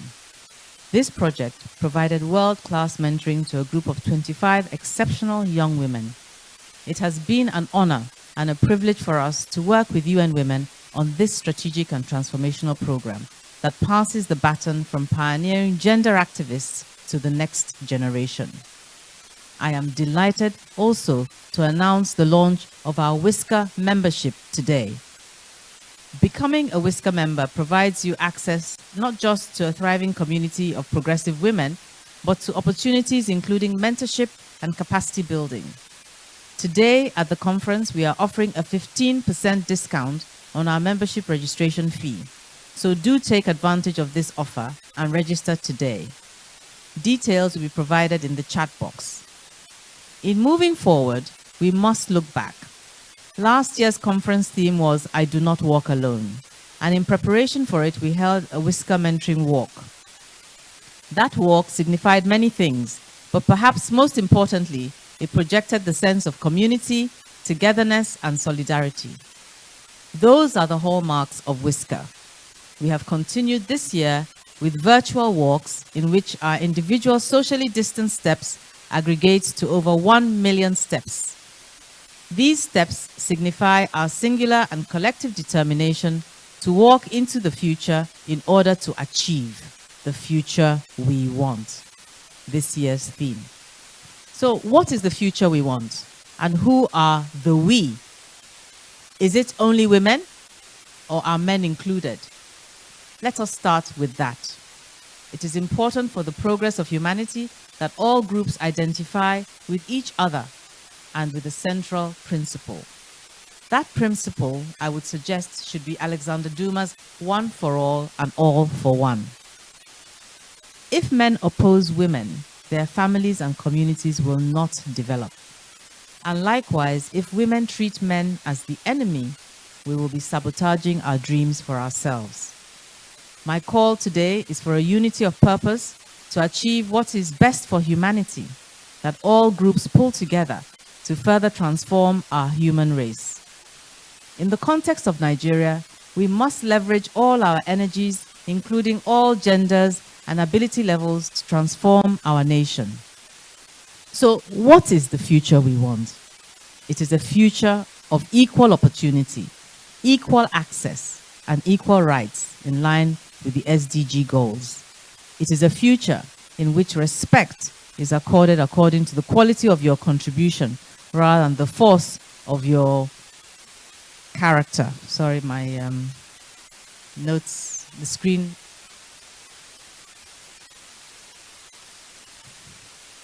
Just 1 second.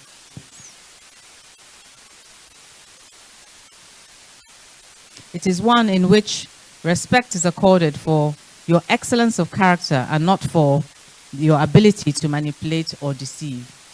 We have with us today an excellent array of panelists who will help us to achieve better understanding, not only of our dreams, but of the challenges we will face in actualizing them, and share their own stories of how to triumph nevertheless. We have a distinguished keynote speaker of peerless appeal in the person of Dr. Ngozi Okonjo-Iweala, who you have already listened to.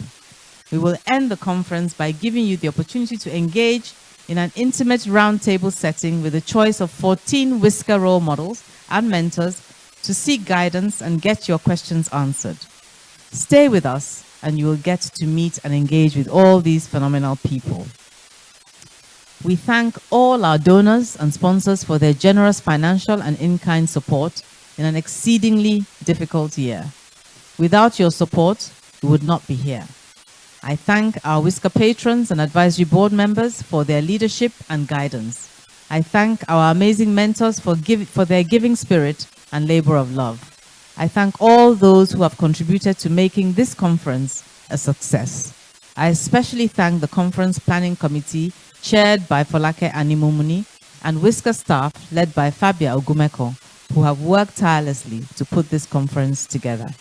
I thank all of you in advance for your active participation and for your generous donations to sponsor a young mentee through this free program.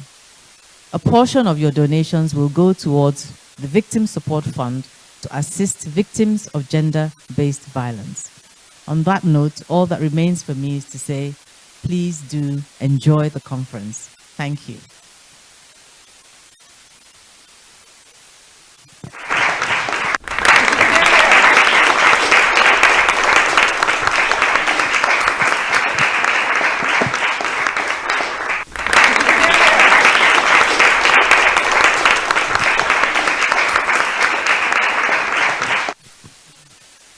So, thank you and welcome back.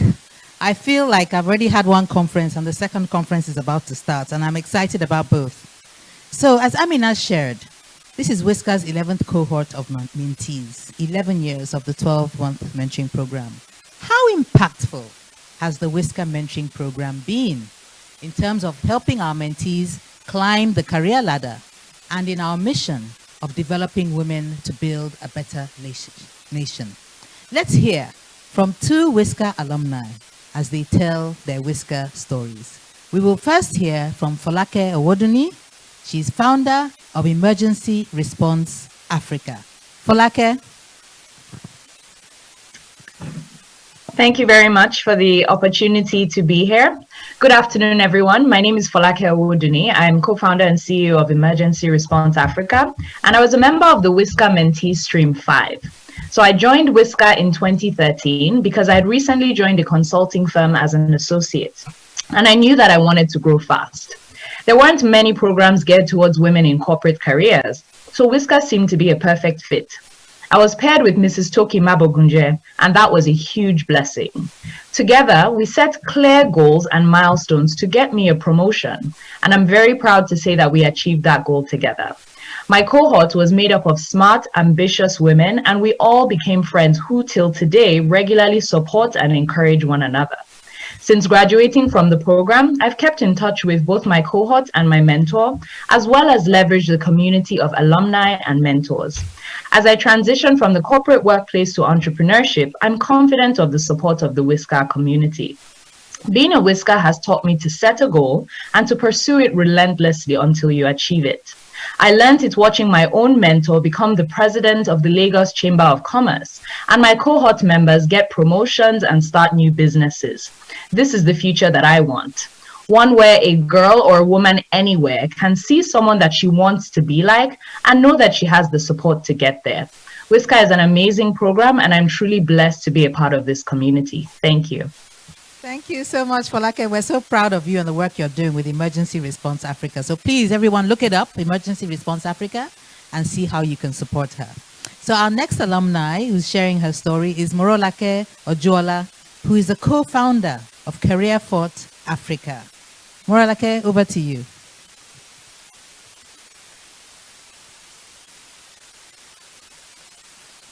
Hello, good afternoon, everyone. Good afternoon. Good afternoon, everyone. Thank you so much. I'm really delighted to be here, and I appreciate the opportunity to share my experience. My name is Morolake Ojuola, and I was a member of the WISCAR Mentoring Program, Stream 9. The WISCAR Mentoring Program wasn't just another program. It was critical to my personal growth and career evolution. I joined WISCAR at a time where I just transitioned from being a foot soldier at work to becoming a team lead, and I needed some of support to be able to navigate that process and that season in my career journey. And I was paired with Mrs. Iyadunni Olabode. Our experience at the sessions I had with her almost every other weekend was so helpful. It reflected in my results at work. The second thing I would want to point out that helped me during my WISCAR mentoring program was the book review sessions. I won't forget in a hurry the review done by Mrs. Funke Amobi, the head of human capital at Stanbic IBTC. She was so practical. We reviewed the book, Who Moved My Cheese? And it's so interesting how the lessons from that book has helped me to be able to thrive in this season where we are experiencing change in such a sporadic way. So yes, the WISCAR mentoring program helped me navigate changes in my career, and also has helped me to respond in a better and productive way now that I'm in a new environment. I'm truly delighted to have been a part of the WISCAR mentoring program. I look forward to a future where young women will have access to opportunities like this, and they'll have access to role models they can learn from. That's the future that I'm looking forward to. Thank you so much, Morolake. You and Folake have really, outlined the fact that you set goals. You set very specific goals. Your mentors worked towards them. The ladies, they were accessible to you, and you achieved your goals. And I loved what Folake said about her own mentor also rising to become, president of the Lagos Chamber of Commerce and Industry. The Lagos International Trade Fair is going on right now. So Toki Mabogunje, thank you so much again for your leadership and for your support. She's an amazing mentor. We have so many talented women making their contributions to our nation, economically, academically, technologically, legally, politically, environmentally, socially, and creatively. Please enjoy this contribution by spoken word artist Mariam Bukar Hassan. Mariam? It hurts to be a woman. But I see a future of marvel, of grace, sifting through the mesh of equality with inclusion in measured grains. You know, it only hurts to be a woman when you glorify the system and she becomes a bird who never sings, sounds like a broken record every time she attempts. Resting at the edge of a society that will marry you off to silence, like a secret you dare not spill, nor breathe too hard. Your breath is too convenient an escape. The idea of liberation, grapevine to a tree, shrinking in on yourself till you become strangers with the idea of growth. But I see a future. Woman, breathe. There is no tap dancing in space, there is no kingdom there, and the system is not your moon. So swallow your heart with a smile. Make a buffet of your mind. Take each bite with courage. Smell your roses, perfumed by the conviction to wait on no one to create the future you want. Love yourself wholly first, and again, because woman, there is no pouring from an empty jar. The future will unfold in stardust, packed with generations inspired by your shine, an explosion of stars resting in the space of your legacy. Oh, you will venerate God's magnificence, in which is you not just bearing a name, but becoming a name. Owning its blaze, trailing your potential, it will be a sizzling sound of victory, the echoing song of success. Oh, the world singing your chorus, blaring. When the future arrives, you will know it. It will sound like chains dropping off a slave. It will look like today's clouds. It will feel like euphoria. It will smell like fresh rain, earthy. It will remind you just how much you belong and how you won't inherit your mother's pain, because this is the future we want, and the future is now. That was amazing. That was amazing. Thank you so much. Thank you so much. So a critical success factor of virtual engagement is making it interactive, involving you, our virtual participants, and our guests, speakers, panelists, and delegates. We have created several polls to bring your voices into the room more often. And the first poll is asking, how many mentees do you feel are graduating from the WISCAR program this year? Is it 15, 46, 66, or 25? You should be able to see the poll on your screen right now. If you cannot, tap your screen and click on the poll icon, or select more and you should see poll. You can click on poll. So what are your thoughts? How many mentees do you feel are graduating from our structured mentoring programs this year? 15, 20, 15, 46, 66, or 25. Please make your selection, and I will share the results after the panel session. So we were supposed to have Kadri Ahmed, Nigeria's foremost media entrepreneur, as our moderator, but I understand that there are some challenges right now. So in the spirit of WISCAR, which is the spirit of teamwork, I will be supporting Kadria, and I'll kick the panel off. Let me introduce the panelists. So we have 4 panelists. You can see them here. The CEO of Java Foods, Monica Musonda. The CEO of Nigeria Investment Promotion Council, Yewande Sadiku. the founder of the African Leadership Academy, Fred Swanika, and the co-founder and CEO of Paystack, Shola Akinlade.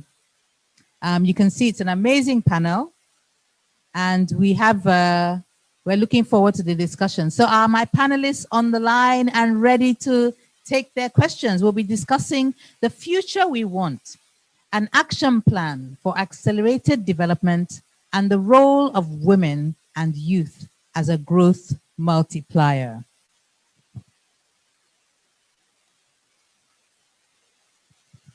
All right, so let's start with your opening comments. And I'll start with in the order in which I introduced you. So we'll start with Monica. Monica, good afternoon. And please, you can access Monica's full profile on the WISCAR website, wiscar.ng.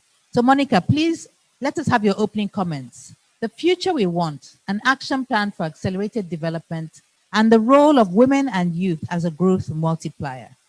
Please give us your opening comments. Good afternoon, everybody. Sorry about that. Good afternoon. Yeah, I was just trying to unmute myself. Thank you very much for having me, and congratulations to WISCAR for an amazing conference. I'm not sure you've seen the numbers. It is phenomenal. I have not seen a conference like this with so many participants. So very, very well done. And congratulations to all the mentees who are graduating. So I'll get straight to your question. And it's really important, given what we have gone through this year, the need for a much more inclusive society, given the shocks we've had and the fact that we've been unable, really, we weren't prepared for them. And it's really teaching us to do things rather urgently and really much more inclusively. The only way we are going to change our current situation, and I must say this, they have been strides. I mean, we've just heard what has been done, people who have benefited from very strong women teams. So we have to acknowledge there have been strides over the years. However, a lot more needs to be done, and well done to WISCAR for taking the leadership in this. So to go back to your question, the future we want to see is a future where women will stand equal with men, that their work will be recognized.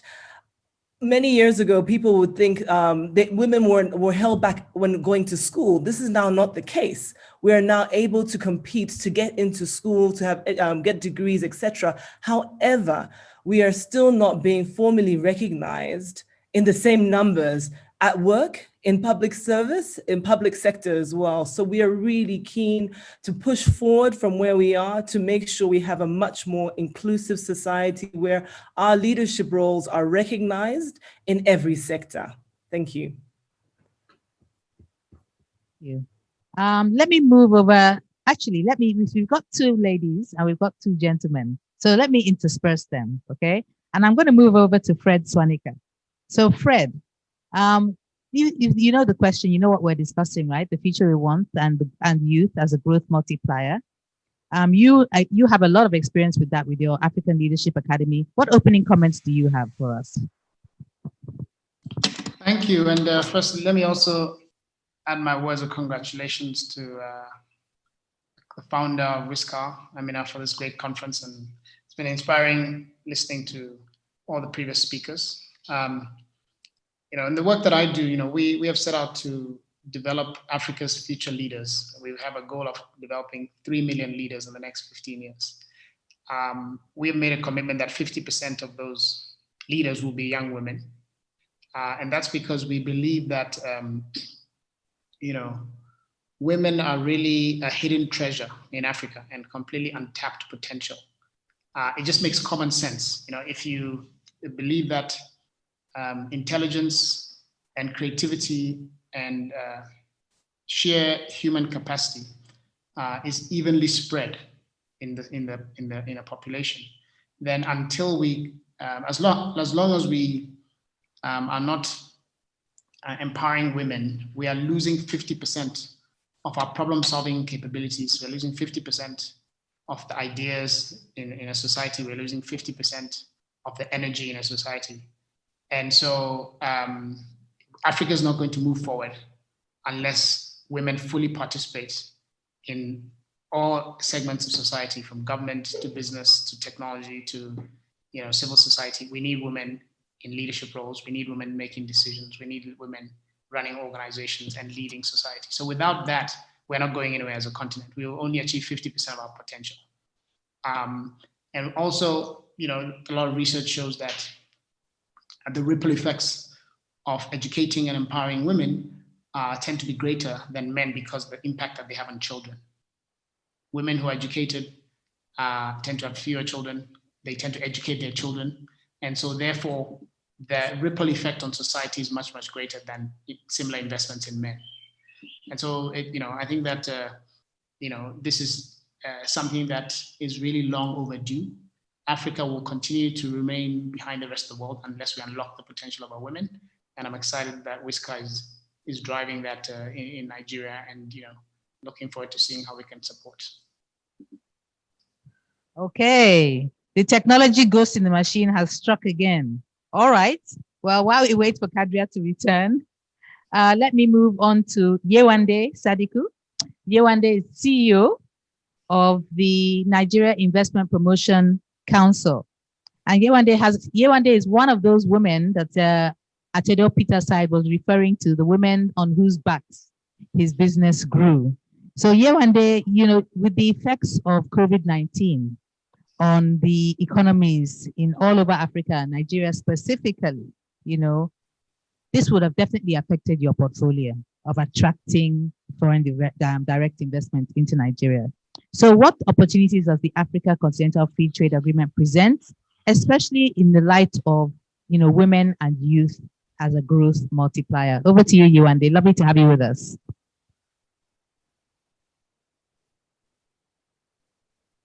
Okay.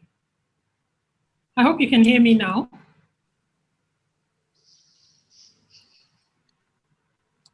Hello, can you hear me? Yes, we can hear you. Okay.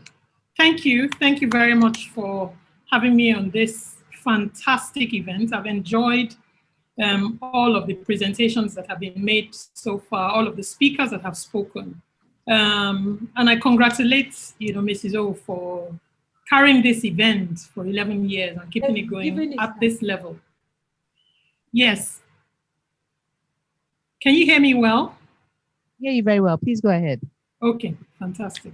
So before I respond to the question, I just wanted to make a couple of points. The first one is, yes, when Atedo Peter side was speaking about growing on the back of people, on the back of women's backs, I was cheering in my corner, acknowledging myself as one of those women.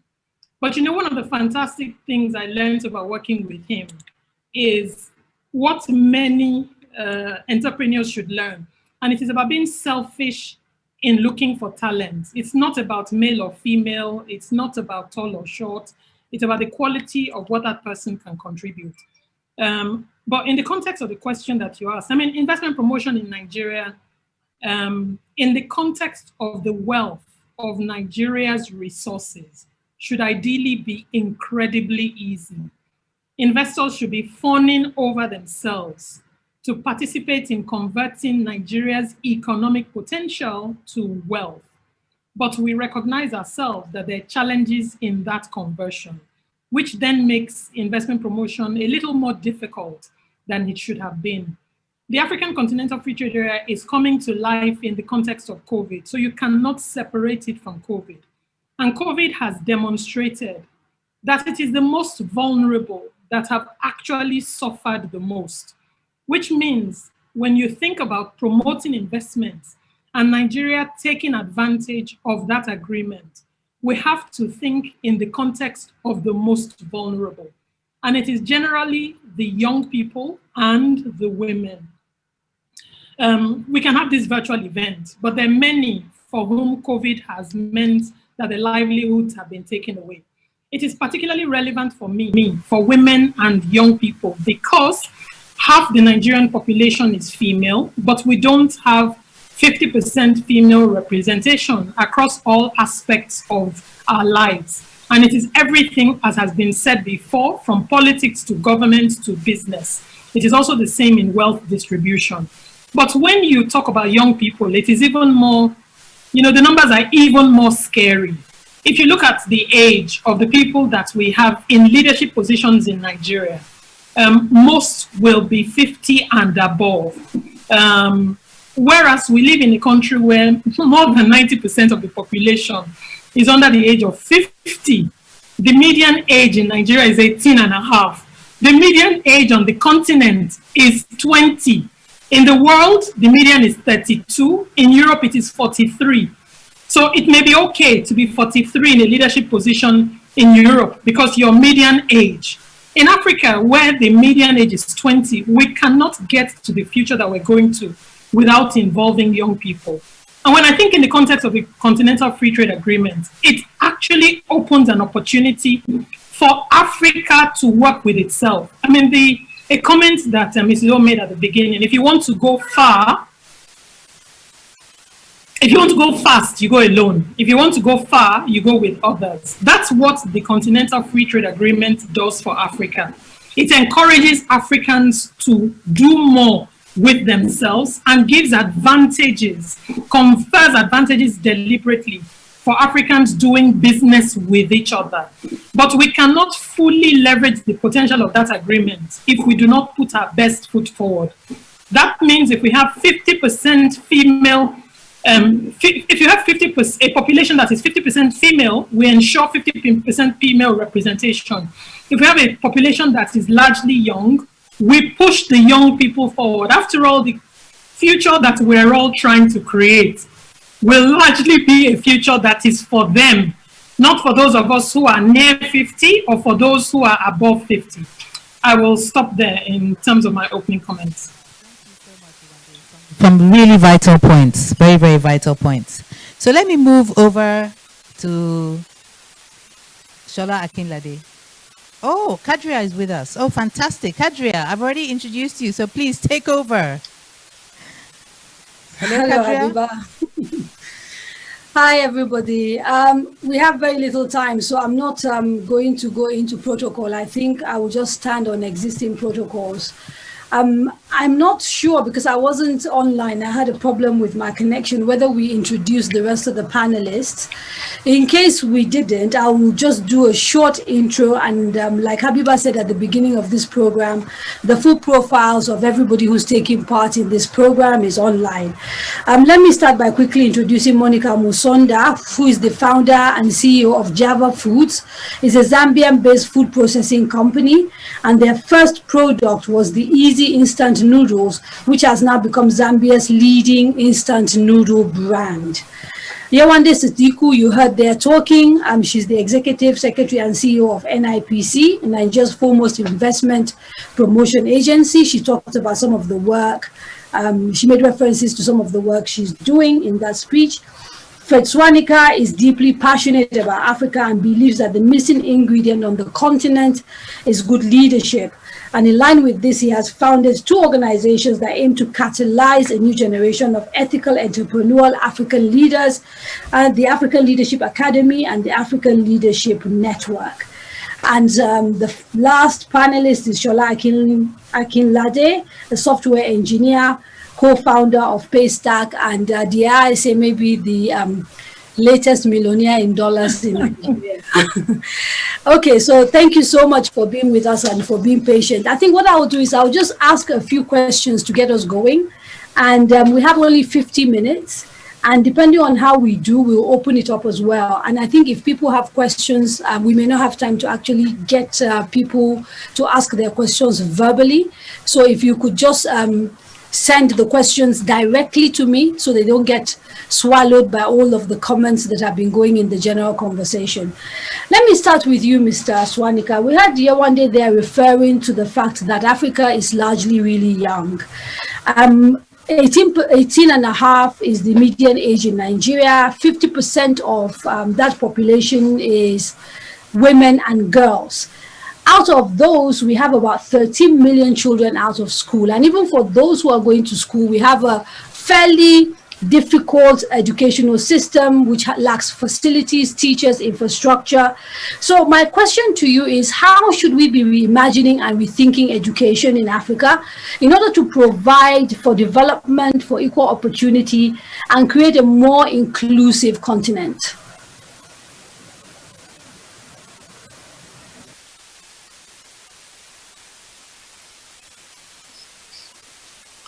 Thank you for that question.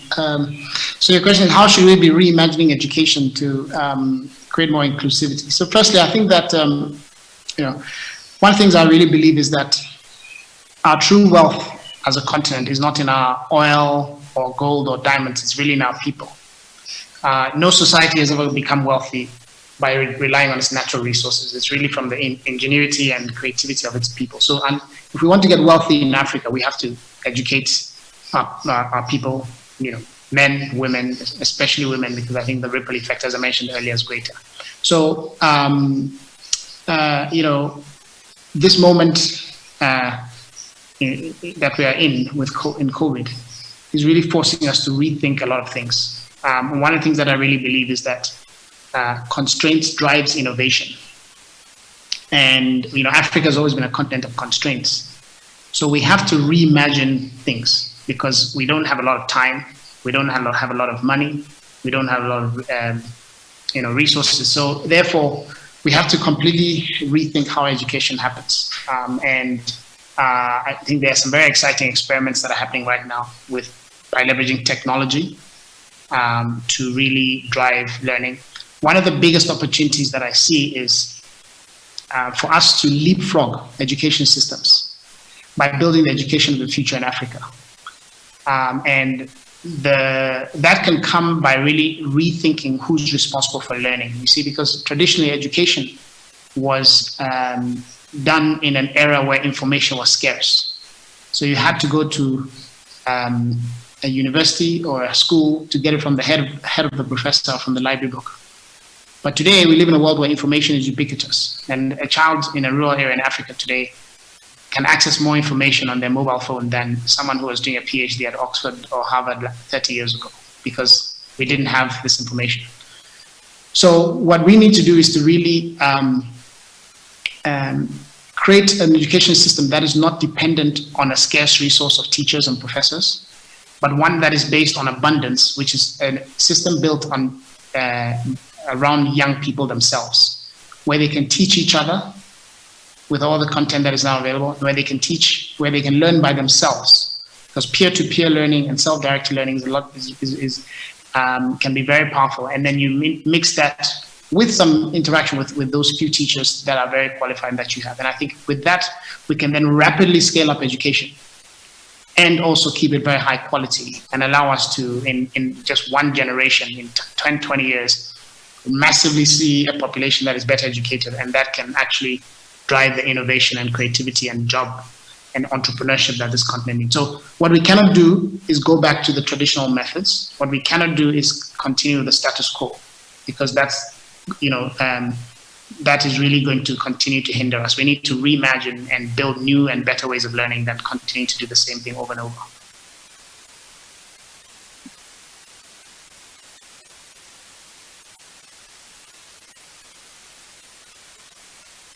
They keep, this idea of muting me when panelists are talking is not going to work, people. So can you please leave my mic permanently on? Otherwise we get these delays where I'm supposed to interject and I can't. If I could still stay with you, Mr. Swanika, when you look at Africa, though, the way things pan out is that Africa is not the same. We keep saying Africa is not a country. So obviously the challenges are different. When you look at, for example, how technology can enable the learning of the future, access, for example, to tech, to data varies from place to place. So can I ask you to talk to us about the diversity of challenges and what, if you like, are the similarities across the continent that you can talk to, and what are sort of the differences that you see, and how can individual countries then deal with those challenges that are peculiar to them?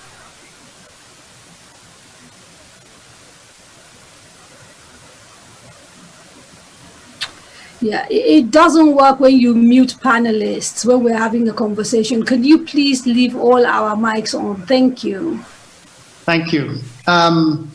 Yes, that's an excellent question. You're absolutely right that conditions vary across the continent. However, we do also have some similarities. So one thing that is very common across the continent is that we have very high levels of primary school education. So across Africa, because of the Millennium Development Goals, governments invested heavily in primary school education. So across the continent, you see about, on average, 70 to 80% of primary school age students are enrolled.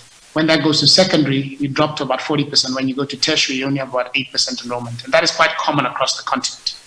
So, that is a common problem that, needs to be addressed by everyone. We obviously have within different countries, different access to internet, different access to power even, right? It's a simple thing. You can give someone the internet, but if they don't have power, then they can't even use the computer, right? Because, to access that knowledge.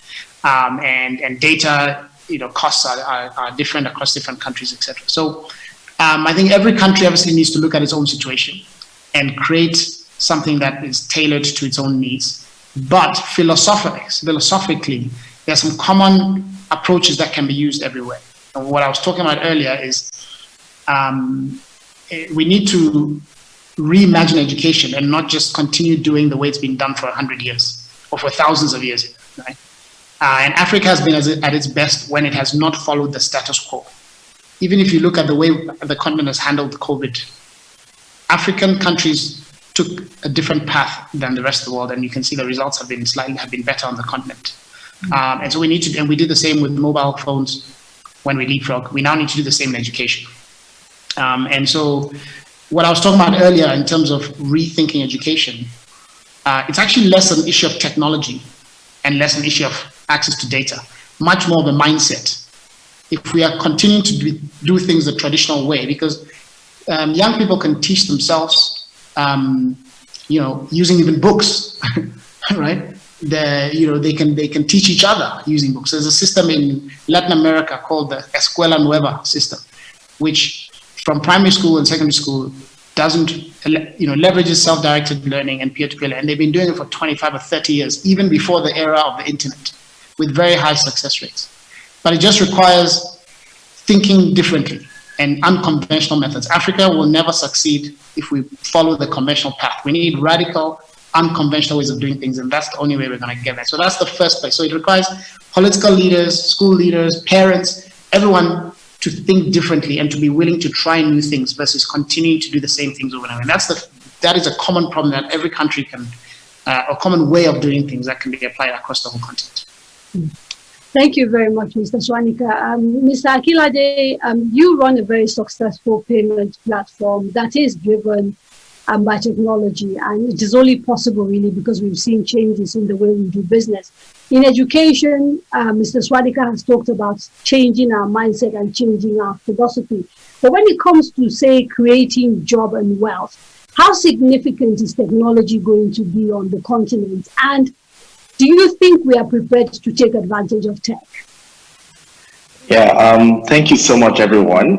Really good to be here. I guess technology is a very interesting leveler. I think when I think about Paystack, when I think about the stories I've seen, like we all have access to the same internet. We have access to the same laptops. So someone else, somewhere else doesn't have an advantage over me. When I compare, like, maybe if we want to make airplanes, for example, if I'm making airplanes in Nigeria and someone else is making airplanes in somewhere else, like they might have an advantage.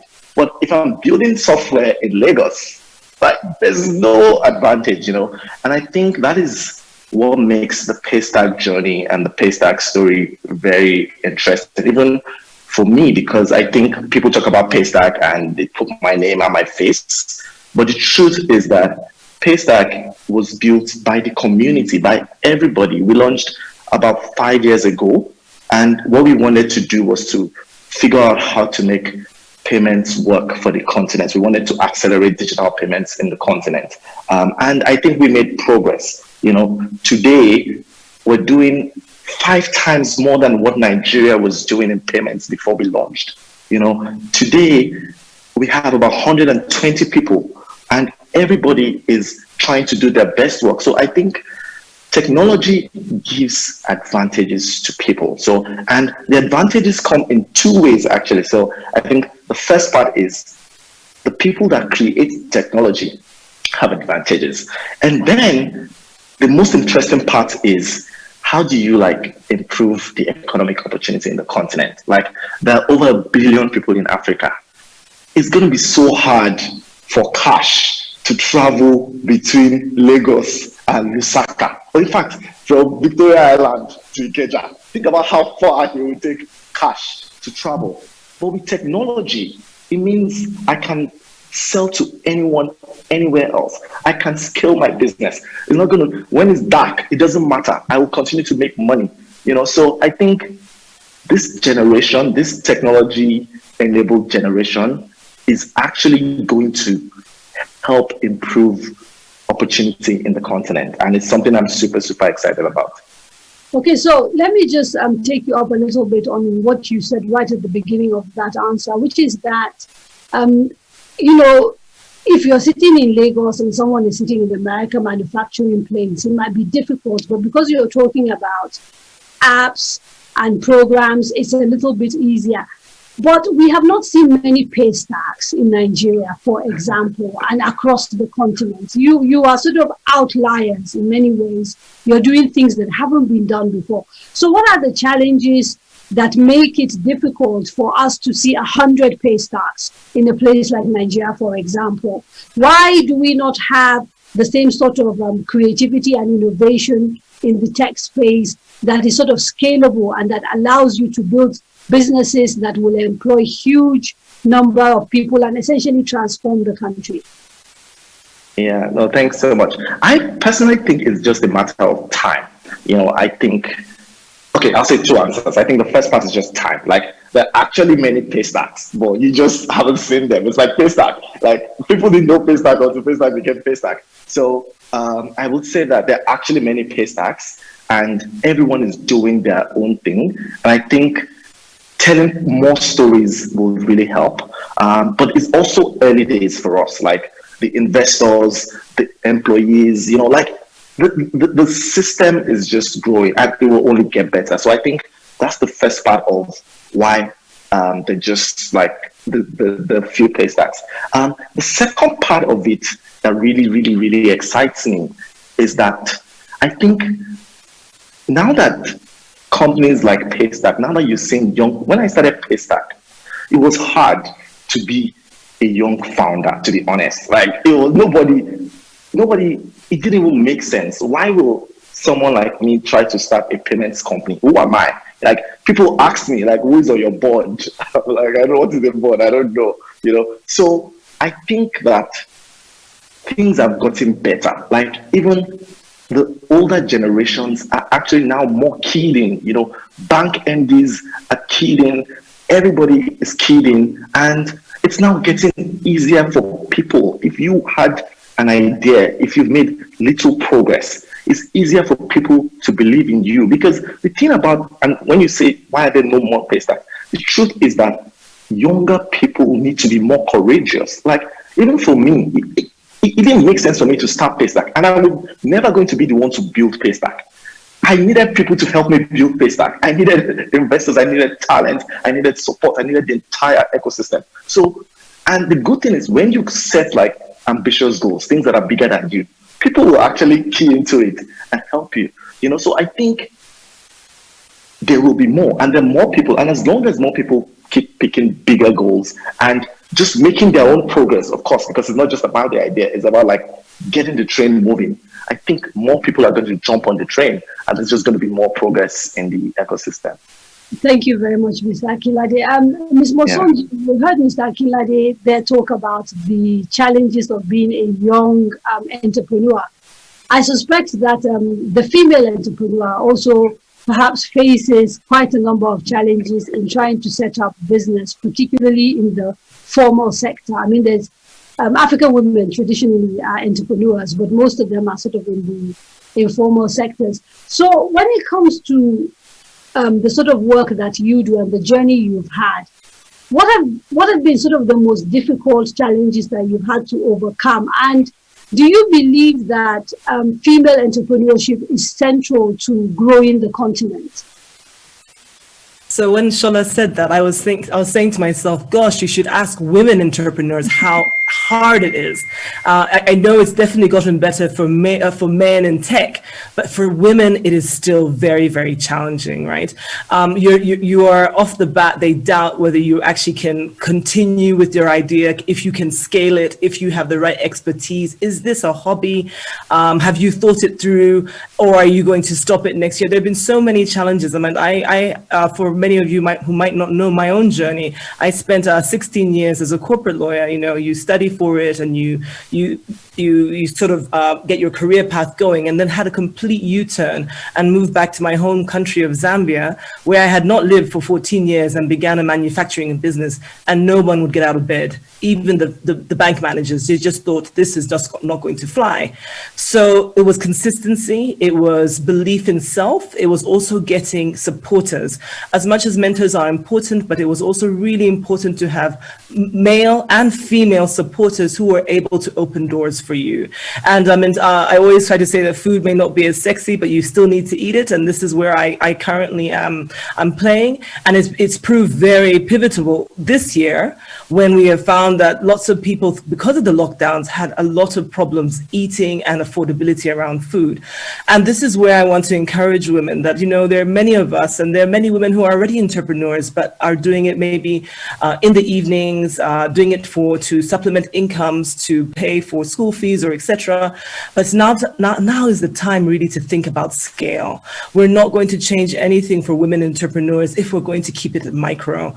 And we need to now, through platforms like this, really be very clear in our ask in order for us to move the dial for women to move forward. What is that we need right now in order for us to have many more women entrepreneurs at scale? Is it just financing? Is it technical support and assistance? Is it tax breaks and incentives? Is it key partnerships? These are sorts of things we really need to challenge. Is it also legislating a certain percentage of the procurement budget towards women-run and women-owned businesses? We need to challenge very clearly our policymakers and those who are saying that they're championing women-run businesses or women empowerment, and say, okay, if that's the case, this is what we expect to see in this period of time. We are anxious, we are demanding for changes now, not tomorrow. We want them now. But we as women also have to be very clear in our ask in order for us to be very clear on how we can move forward. And in terms of just having that conversation, particularly with, if you like, the male section of, the business community, whether it is in trying to access finance, what are the things that we should be telling men about why it is significant for them to support female entrepreneurs, why it matters?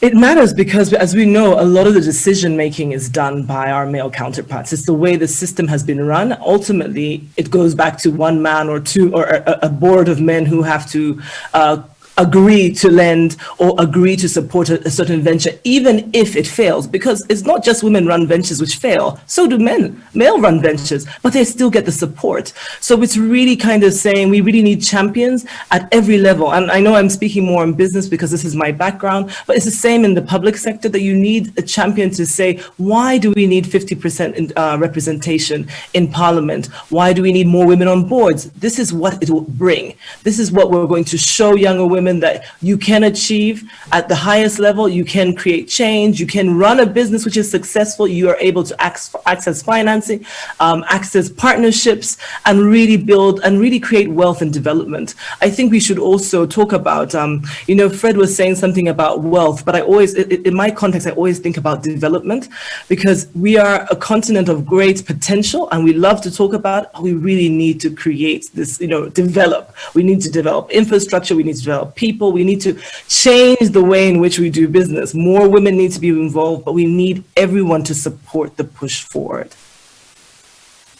Okay, let me bring Yewande Sidiku here, because often we talk about development or wealth, and no doubt entrepreneurship and private sector are significant drivers of that. But perhaps the most significant partner in many countries, particularly in Africa, is government. Now, you've been in the private sector, you've been in government, and despite the fact that we kind of know the two need to work together, often they are at odds with each other. And so, based on your experience of sort of working with government now and having worked in the private sector, how do we bridge that divide? How do we make sure that government is doing the things it ought to do so that entrepreneurs and the private sector can thrive and together, build our communities? Thank you, Kadaria. The biggest thing we need is a change in mindset. We assume government to be them and we to be private sector. And to be honest, I made the same assumptions when I was in the private sector. I mean, government is people like you and I who happen to be in a position in the public sector at this time. It wasn't something generally that they were born with. And if you look at the people in government, government is, there's a political government, people like me who come and go, whether they were elected or they were appointed. And then there's the civil service who essentially stay whether the political people go and come or not.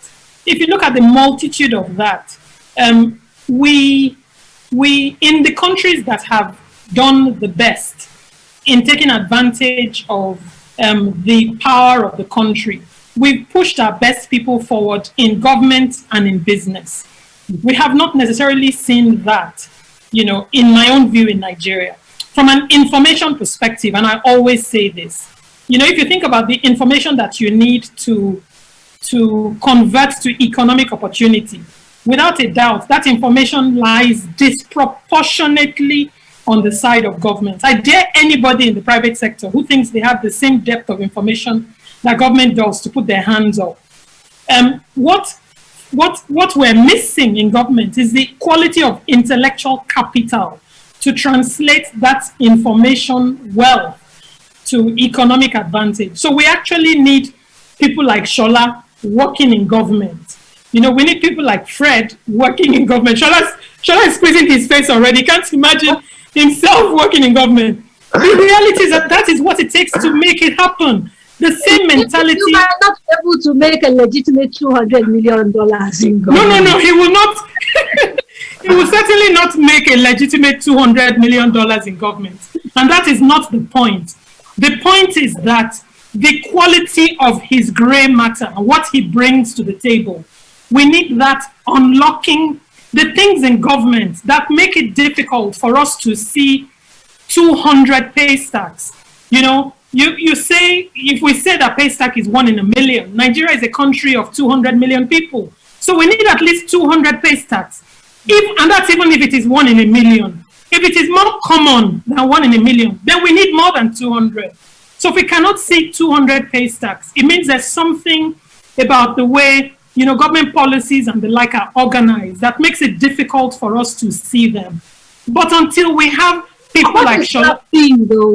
What is that thing? What is that thing that means you have people sitting on the sort of information you've just described, which you feel is critical to what we're doing? And I know that you probably will speak to Nigeria, and that's fine because we've got people from other countries and I can then ask them to tell us about their experiences. But what is this about government, the way it is currently structured, that means we cannot take advantage of that significant information that you say we have? Okay, so I still work for government and I want to go back to the office on Monday and work with my colleagues. But, the one thing that I have seen, I am sure that when Shola is recruiting, when Fred is recruiting, same thing for Monica and yourself, and when Atedopite side certainly recruited me, if he did not get all of the best people, I must be the one person who made it through. But otherwise, the focus, without a doubt, was getting the best people for his business. So we first need to do that in government.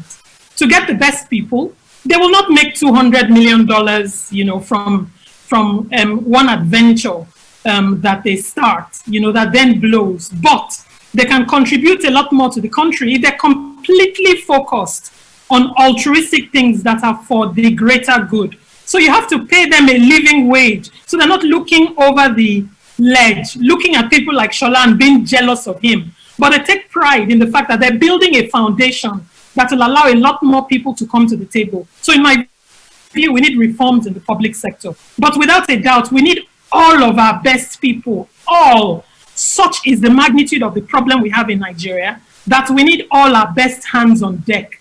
In every football team, you put your best 11. in government, we should put our best people. We don't want them to do it for 20 years because the cost of working for government is high. But if we do it like a relay, where you do it for a period, you pass on the baton. So I do my time and I pass on the baton. And I like to pass on the baton to Shola when I'm done. And I am serious. If we all understand where the shoe pinches, we can do a lot more in fixing it. Thank you very much, Owande. Let me go back to Fred. I have a question for him, and coincidentally, questions have started coming in. So I may actually combine just so that we get as much as possible out of the limited time that we have. You talked there about the fact that we need to start thinking about perhaps changing the philosophy of education in terms of, specifically you talked about who is responsible for education. And we know that across the continent, the governments have not done particularly well in, funding education, structuring education. I mean, in a place like Nigeria, for example, people are now being educated for like 30 years past. So my question is, are you asking for government to totally take its hands off education? Is it something that drastic? Or what are you asking? And if I could then tag on the question that came for you from Ori Fi Uyo, who says, what is your take on decentralized or localized educational system? A lot of educational systems being practiced in different African countries are borrowed and inherited. And should we be looking to have our own homegrown educational system? And I think you kind of started speaking to that a little bit earlier.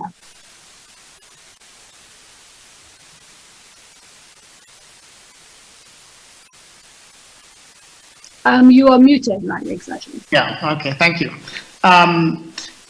So you're asking about the role that government should play. If any, because you talked about changing, taking responsibility for education and perhaps making it not the traditional way.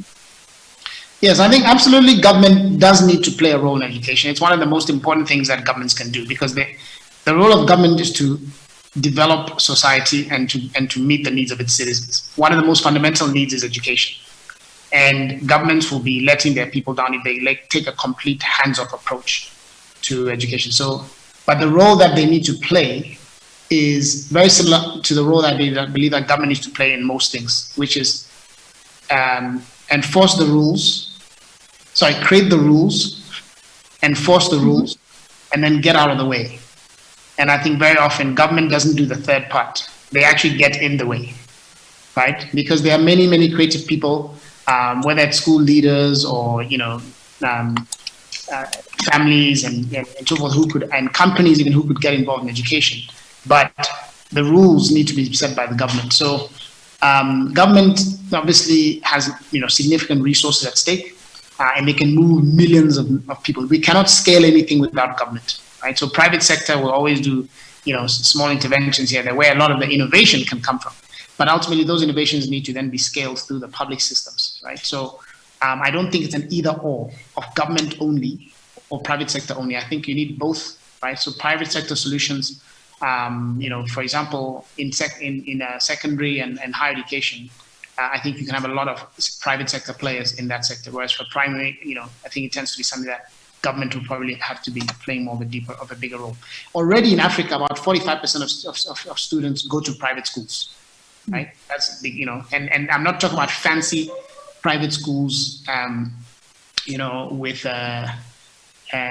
swimming pools and everything. I'm talking about schools in shanty towns, in shacks that some enterprising people have taken on their own to develop. So those need to be enhanced, and of course then you've got the rest 55% who are in the public sector. So we need both, and to the does the future that we want to build require us to have some degree of free education, at least up to a certain level, or are you saying that it has to continue to be half and half, where people sort of take their kids, to private school if they can afford it, and then government provides for those who can't? Well, yeah, I think, we need both because African governments have limited budgets.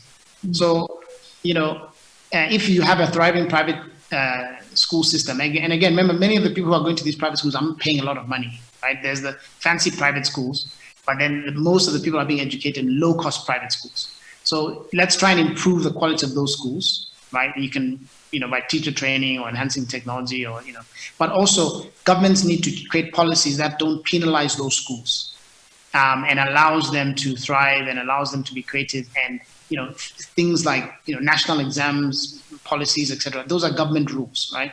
So government can innovate and create the incentives for the private sector to step up, but also they need to do their bit. The reason I asked that question, Fred, is because there's an ongoing debate in Nigeria in particular about whether the reason why our educational system, the public education system, is on the point of collapse is because we've allowed private sector schools to thrive and people in public office have all largely chosen to sort of take their wards and their children out of those systems and put them in private education. And as a result of that, are not paying as much attention to the schools because they have no skin in the game. But that ultimately boils down to leading by example. So I think one of the first things that public sector officials in Nigeria and the rest need to do is to put their children in those public schools. They need to also send their families for healthcare to public hospitals, not to send them overseas. And the minute they start doing that, then hopefully they will start to realize that actually the quality of the services that they're offering to their citizens are not up to scratch. And then it will provide the right incentives. But ultimately, that comes from leadership at the top. The highest leaders in the country need to mandate that your children in the public sector need to go to the public schools and to the public hospitals and et cetera, et cetera. When that happens, then you will start to see, the right things. But again, it's not that simple. It requires leadership. The problems to most, the solutions to most of the problems that we have in Africa boil down to one thing: leadership. Until we get leadership acting in the right way, we will never fix these problems because the solutions are there. But it just requires leadership, requires political will to drive the change in the public sector, in the private sector, and then collectively we can move this continent forward. And I think that's really what we need to do. And to the question about should it be decentralized or centralized, I think, again, you need to take into account the contexts of each country and each city, and you do need to empower local leaders at the municipal level, at the district level, because they know best what's going on in those regions, right? And I think we'll be able to get the change started. But it all starts from the top, with leadership at the top. If that's not fixed, we'll continue to be where we are. Ms. Mosondo, obviously, what sets entrepreneurs apart from other people is that often they don't wait for anybody from the top to tell them what to do. They kind of just get on with it. So in terms of the future we want to see when it comes to entrepreneurship, what for you are the sort of most significant things that need to happen for entrepreneurship to thrive? And what would be, in your view, evidence that we are getting it right? So like I said, I think we are seeing entrepreneurship thriving. What you want to see is that we're moving away from micro and we're growing businesses. But what we would like to see, is this, we've had a big discussion about how young the continent is. And I think what we should be doing is how can we support these great new ideas come to, grow into viable businesses sooner. So we have seen the success in many countries of incubation hubs or innovation centers where people or young people are able to take ideas in, test them, develop them, and perhaps even find ways to pitch money to get your first angel investors in order for you to grow the business. We need to see many more of that. We need to see policies into place. We see in countries like Rwanda where there are really great policies which encourage startups, encourage certain growth in certain sectors because they have seen particularly the growth in certain key sectors, or they see that they have competitive advantages in certain sectors, and then they support the growth in those sectors. So you very much need to have an infrastructure, whether it's policy, policy and also just physical infrastructure being built to encourage the growth of really great ideas in order to grow business. I mean, this is the only way. The one thing we're definitely seeing is that there's no shortage of great ideas on the continent. How can we grow them? How can we grow? And given that we're focusing on women, how can we make sure that some of this great capital or great partnership or technical support is being targeted particularly at women? Mr. Akilade, I want to ask you here, what in your view are the opportunities available to women, both, from a work point of view, but also from an entrepreneur point of view in the fintech space, particularly in the country that you know very well, Nigeria? Yeah, no, thank you so much for that. I think that, okay, you said from the work point of view first, and then the entrepreneurship.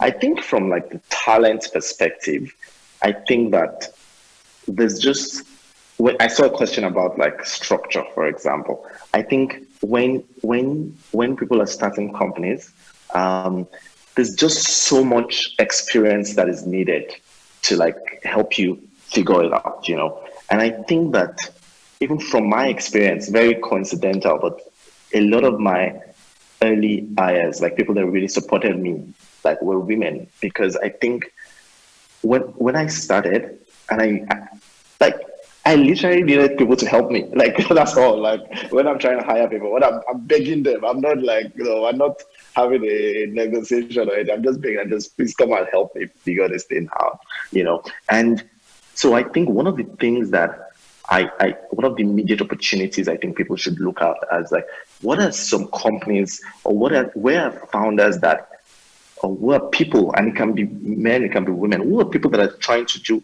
interesting things but need extra help, and how can we help them? And so I think that's one mental model that I think worked for me. So a lot of my early people, they reached out to me on their own and like, oh, how can we help you, Shola? And of course, there's so many ways you can help me. So I think that's one mental model. And tied to that is just like the conversation I have with people also is like, how do we get everyone to bring themselves to work? Bring your whole self to work. She talked about me working in government, The truth is that. Interesting you say that, because there's a question here to Mr. Sidiku from Nike Akintoye, who says, can Mr. Akilade work on a project with you, Mr. Sidiku, as a consultant so that he can give back to the community while you are in office? In fact, we have a project that is ongoing now. Shola, we can talk today. We can start on it on Monday. We can commit to the community of the audience that is listening to us today, that in 3 months, in 6 months, they will see X, Y. I'm ready today. I'm not joking. Okay, I'm ready to. We're laughing about this, but there seems to be a lot of aversion when it comes to talented people like yourself, Mr. Swanika, even Mrs. Mosondo.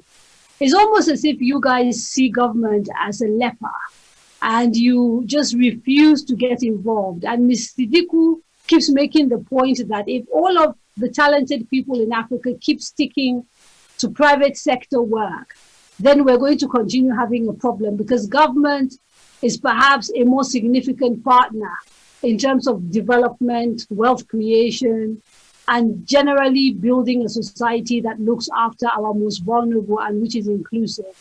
So I'd like all three of you to speak to this, please. Yeah. But before I pass it, just to round up and talk to that, because that was going to be my last point on your answer around entrepreneurship. I think it's not a government versus no government. It's not about. It's for me personally. Like I'm not an entrepreneur. When people call me an entrepreneur, I just laugh. Like I don't know what entrepreneurship is, but I like to create the future I want. And unfortunately, entrepreneurship is that thing that allows you to do what you want to do without asking for permission, without begging people. I don't want to beg people. I just want to work. So when your initial question to me is like, what opportunities exist for women, in entrepreneurship? I would say that in the fintech, I'm going to say like, there's so many problems that entrepreneurship would allow people like just figure out the problems, and create that future we want to create. And you made valid points. It's so hard for women to raise money. Like, we looked at the stats, so someone was talking about the number of women that have raised over $1 million in the last 5 years. Like, it's so low, you know. But I think that as we continue to like get more people, it becomes easier. And we're talking about it now, the WISCAR conference. Like, so I think the answer is not about government. There's no, it's not about government. It's just about where is dodging working for government. Where can I find a safe space to do my work and meet the mission, my goals I want to. And if I can find that in government, I will do it. But just know that I'm not trying to fight. I'm not trying to do it. I just want to work. So that's what I would just say. Yeah. Hey, Kadri, because on this point, it's really interesting, Yewande. It's not about private sector versus government, right? And I think I talked about this, that we all want to get to the end. We all want to live in a prosperous country where, and the fact is that government is not creating jobs every day. It's the private sector. So we all have to work together. I mean, we want to speak to you as government to say, this is what we need in the policy direction, in the law, in your flexibility, in order for us to make more jobs, in order for us to change the society we live in. So it's not, I get you, but we can't all work for government. You need some good people in private sector too. Mrs. Swanika?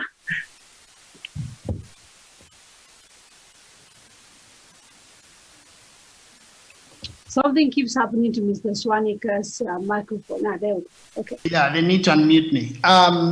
So, yeah, I mean, as I mentioned before, I don't believe that government should be big. Government should be very, very small. We need relatively few, but good people in government. And actually, I talked about it, so that they make the rules, they enforce the rules, and then they get out of the way to allow the ingenuity of their people to actually solve these problems. So that's the first thing. I don't think, therefore, that we should all be trying to get into government.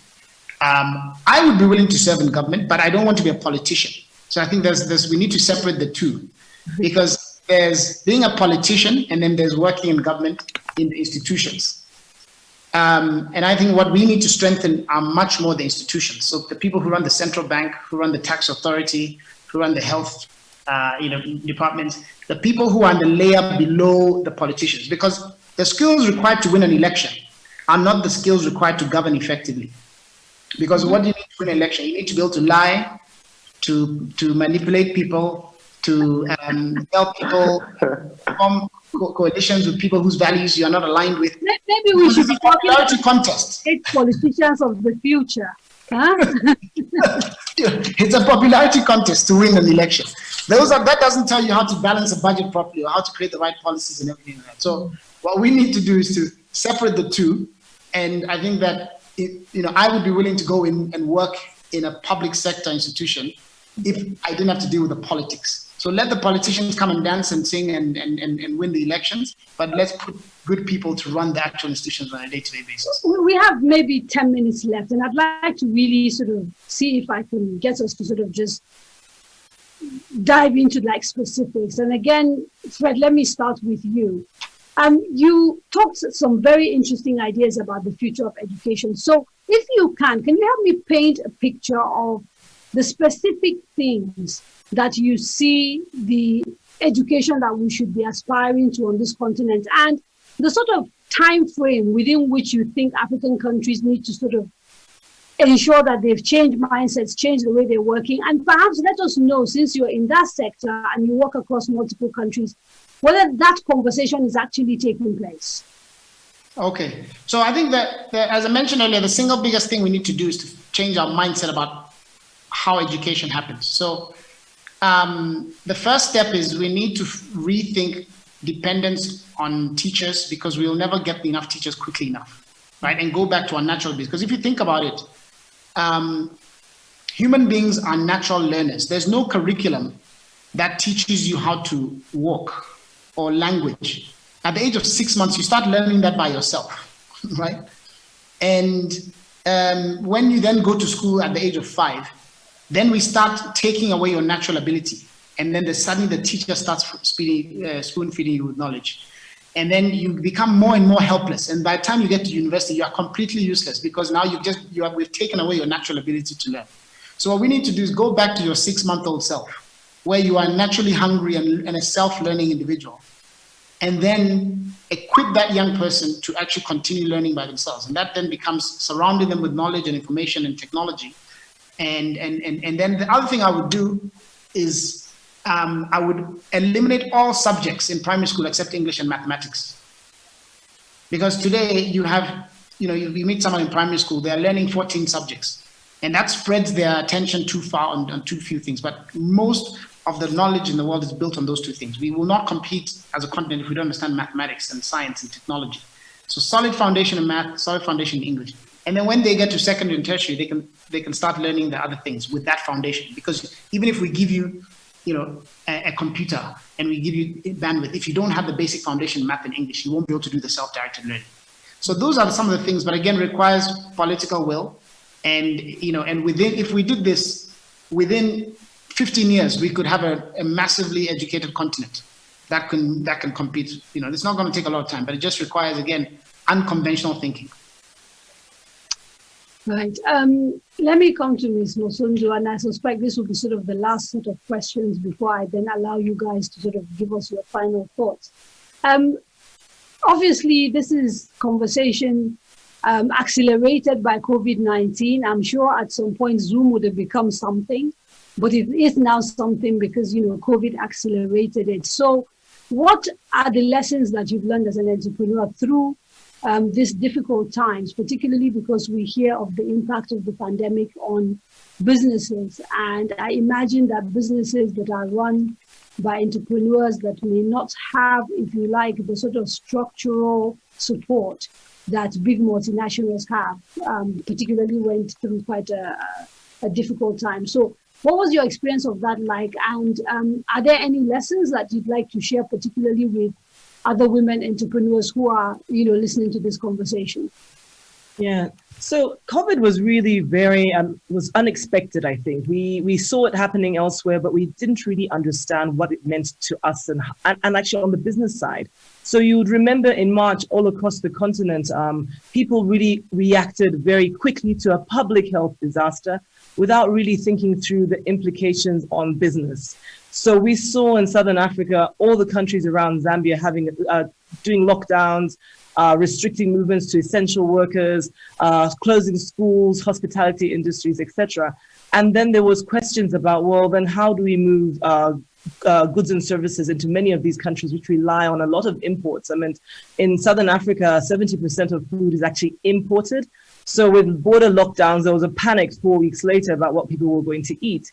But also the most significant thing about COVID is the businesses it directly affected were really the sectors where women had actually grown their businesses. So a number of schools in Zambia, for instance, are owned and operated by women. The hospitality sector, all these sectors were forced to shut down by COVID.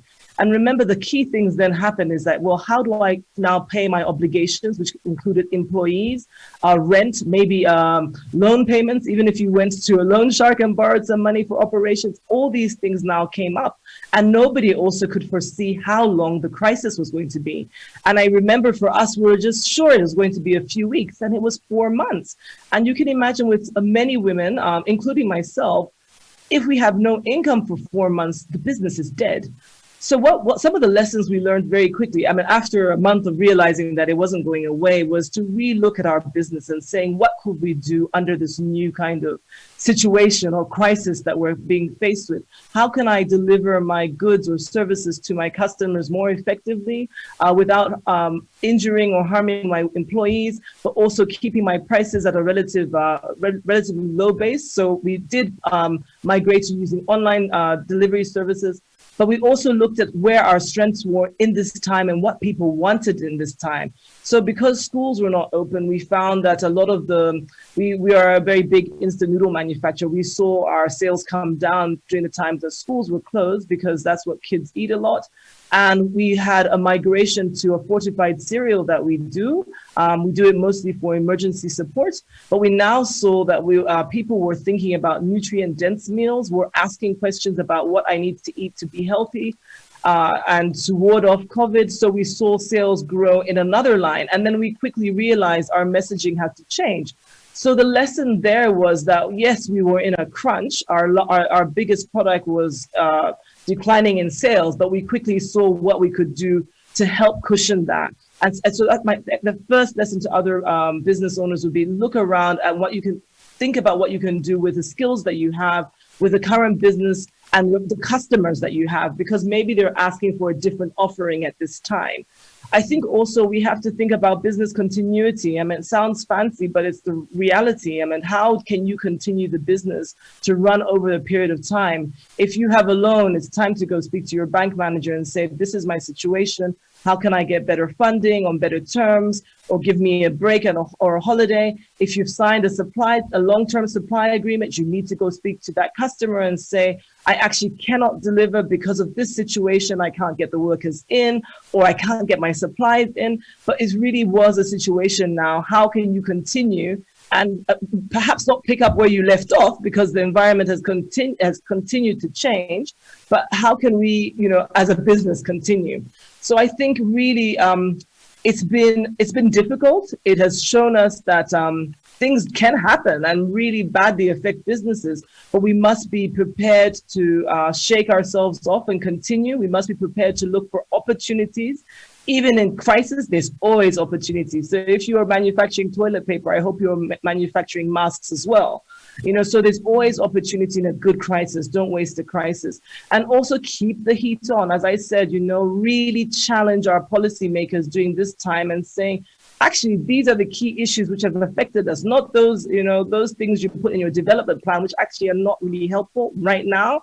These are the 5 points which can make a difference to women-run, women-owned businesses right now, and can make a difference and make a difference to lives and incomes of people. And I think that has been a lesson for me. So I've done a lot of lobbying to make people understand the impacts of COVID have had on women-run businesses, and hoping not just locally, but internationally, we continue to get the right support for women. Thanks. Okay, and Mr. Akinlade, before I sort of go to Mrs. Yewande to wrap it all up, what does the future hold for your business? And at the beginning of our conversation, you talked about the fact that when you started, to a certain extent, you had a lot of women supporting you.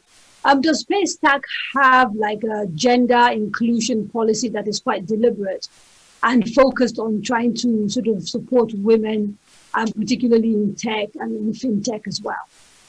Yeah, no, thanks so much. So the first question around what the future holds for us, I think we're just continuing to double down on our mission. I think even though we've made progress, there's still a lot of work that needs to happen. Like payments is still difficult, commerce is still difficult. And I think Paystack's mission is to figure out how to make sure that anybody can accept payments from anywhere in the world. And I think we'll continue to make that happen. And we'll facilitate payments within Nigeria, across Africa, and between Africa and the rest of the world. On the second question around Paystack's deliberate gender inclusion policy, I think I'll start from the bad part. The bad part is that it's so hard. It's been so hard for us to and it's one of the places we've failed, especially on the engineering side. It's just been so hard to have gender inclusion or just have gender parity in engineering. And we're continuing to figure it out and have a lot of gender diversity. And I think we're making a lot of progress there. But I think that's one part that we failed. That said, we've tried to overcompensate in other fields. So our finance team today is 7 people, all women. My head of product, woman. Head of business operations, a woman. So I think all the non-engineering hires, and on that side, we overcompensate there while we continue to figure out how to solve the problem. Thankfully, and one of the mistakes I see companies make, and I think Paystack is trying so hard not to make on the gender part, on engineering hiring also, is that while we have a long-term plan, so you have to hire very young engineers, young women engineers, you see that you go to the company and the leaders are still men, and then the people, the interns are women, So I think, and so it was very important for us to solve that, I think thankfully we just got a very senior engineering manager, she's a woman. And so I'm happy with the slight progress we're making, but the truth is that I think we're failed, and we will continue to just figure out how to make it better. But thank you so much. I think this is really good, and thanks for everything. Yeah. I want to end with two quick questions. One comes from Jomoke Adeke, who says, would you consider setting up a 3 to 6 month sabbatical program at NIPC funded by private sector, which, for instance, loans their talent to NIPC to work on short key-term projects? Experienced talent, for example, abounds now that is between jobs due to COVID-19. So if you could respond to that question and maybe finally talk to us about how we kind of encourage government to create an enabling environment so that young people that are creative and innovative do not get stifled. And I've based this, I think, on a question that I saw earlier from someone, but it has disappeared. So I'm sorry, I can't say your name, but it's taken from someone asked this earlier. But there's so many questions coming in that I don't have the person's name. And then we have to wrap, I'm afraid, after that. Okay. Thank you, Kadare. I would certainly be happy to take volunteers for 3 to 6 months. To be honest, we tried to set up a mentorship, not a mentorship program, sort of like an internship program at NIPC. That will be for 3 to 6 months. But the issue kept going back to who was going to fund it, because there was some support that the people needed. But without a doubt, whether I'll be receptive to it, the answer is 100% yes. What can we do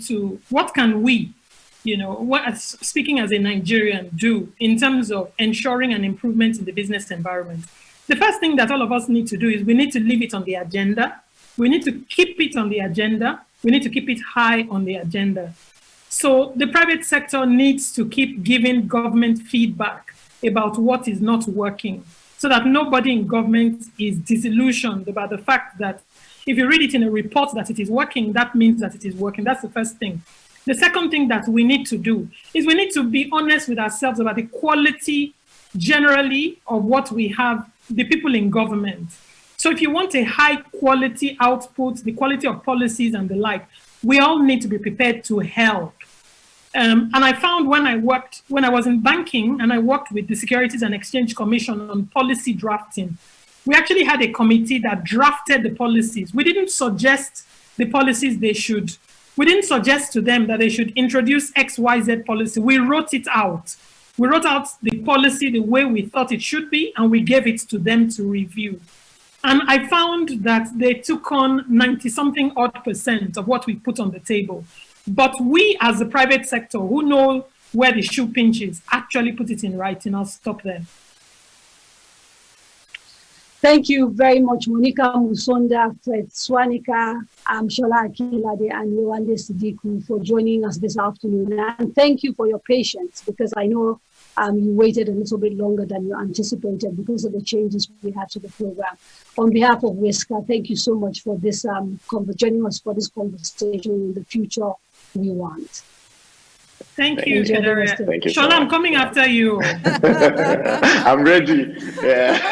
This is headhunting in practice. Monica, lovely to see you. Kadare, thank you. This is headhunting in practice. So thank you so much to our distinguished panelists, CEO of Java Foods, Monica Musonda, yay! CEO of Nigerian Investment Promotion Council, Yewande Sadiku. She really is going out there promoting Nigeria and business in Nigeria. Thank you, Yewande. Founder, African Leadership Academy, Fred Swanika. Fred, now Nigerians, if they can afford it, they're sending their children to your academy. It's life transforming. Thank you so, so much. Co-founder and CEO of Paystack, Shola Akinlade. Shola, thank you. Thank you for also being honest about your failure when it comes to gender representation. Let me just tell you, about 40% of STEM degrees are held by women. 24% of PhDs in STEM, that STEM is science, technology, engineering, and mathematics, are held by women, researchers, and so on. So the competent women are out there. You just have to go look for them. Thank you for being so open and honest about that. And thank you to our moderator par excellence, Kadria, thank you for overcoming the challenges you had and for taking control. And we all saw the difference. The quality of this panel discussion was superlative. Thank you very much. It was excellent and truly inspiring. So we launched a poll earlier. I'd like to show you the results of the poll. We're asking you how many mentees are we graduating this year in WISCAR.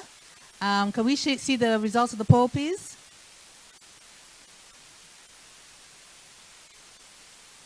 And the results, and the correct answer is actually 66. So we graduate 66 people through this in 2020 through the structured mentoring programs, the 12-month mentoring program with WIN and WIN 2, and the 3-month mentoring program with WIN 3. But every year we impact so many more, hundreds more, through our Meet a WISCAR programs, our Schools of Excellence, and the HBC Career Series. And we have another poll that we want to launch. This time it's about impact. So the question here is, can we launch the poll? The next question, please. And this poll is about what proportion, what percentage of WISCAR mentees do you believe are promoted or have better opportunities within 1 year of undergoing the WISCAR program? Is it 20% of our mentees, 40% of our mentees, 70% of our mentees, or 100% of our mentees? What proportion of WISCAR mentees are promoted or have better opportunities within 1 year of undergoing the WISCAR program? So I'll tell you the results of that later on. So are you as inspired as I am? Oh my God. You know, as you have learned, it is possible to achieve amazing feats with just a little support and guidance through mentoring and by having your leadership skills developed. WISCAR's mentoring program is free of charge. It is funded by donations from people just like you and from organizations like yours, and it is powered by volunteers.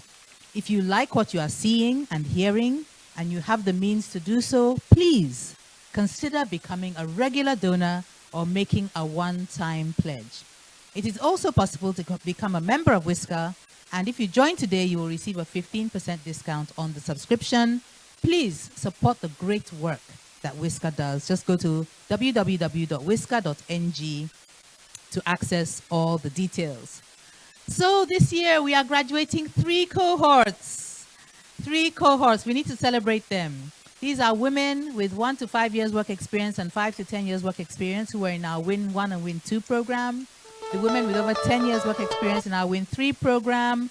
And here they are. This is our graduating class from WIN 1 and 2 program on your screen. They've had an amazing 12 months with their mentors, with their Mrs. Amobi in the book readings, with our other mentors, our he for she's in our Schools for Excellence. Fantastic. And then our WIN 3 program, women with over 10 years experience. These are the graduates. And these are women who are already in senior positions and want to migrate to executive management or onto board level positions. Congratulations, ladies. And finally, our cohort with UN Women, Beijing plus 25 years.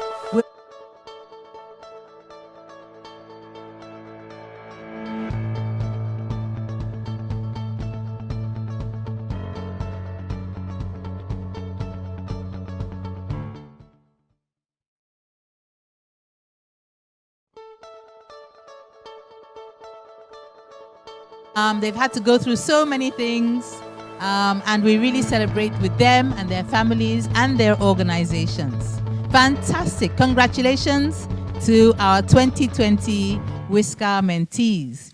We also welcome our incoming cohort of mentees. Ladies, you can see what is in store for you. We wish you well, and we look forward to hearing your own amazing stories at the end of the program. And now to the highlight of today's conference. For many of our young women here, the most important aspect of today's conference is the opportunity to be mentored by senior female role models in our round table sessions. Our hosts today, we've got 14 of our senior female mentors. You saw their profiles, and we'll also project their profiles on the screen for you to see right now. You have a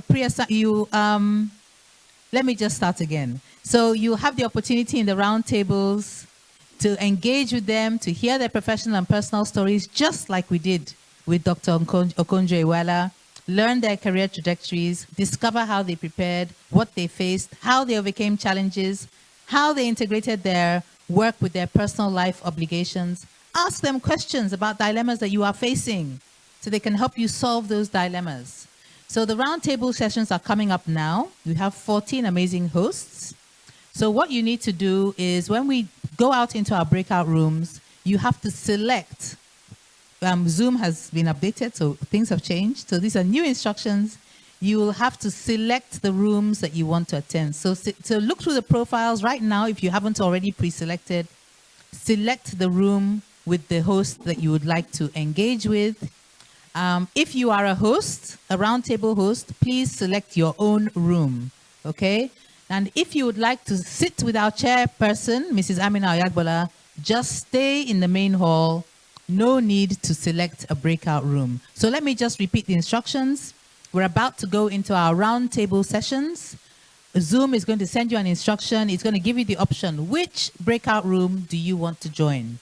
Either select the breakout room with the host you would like to engage with, or don't select anything and just stay in the main hall if you want to engage with the founder of WISCAR and the executive secretary of WISCAR and one of our alumni on aspects of the WISCAR program. Otherwise, select the breakout room you want to join. These intimate mentoring sessions are just going to be for 30 minutes. So in 30 minutes, there's an admin person who's a WISCAR alumni. So our WISCAR alumni are in the driving seat.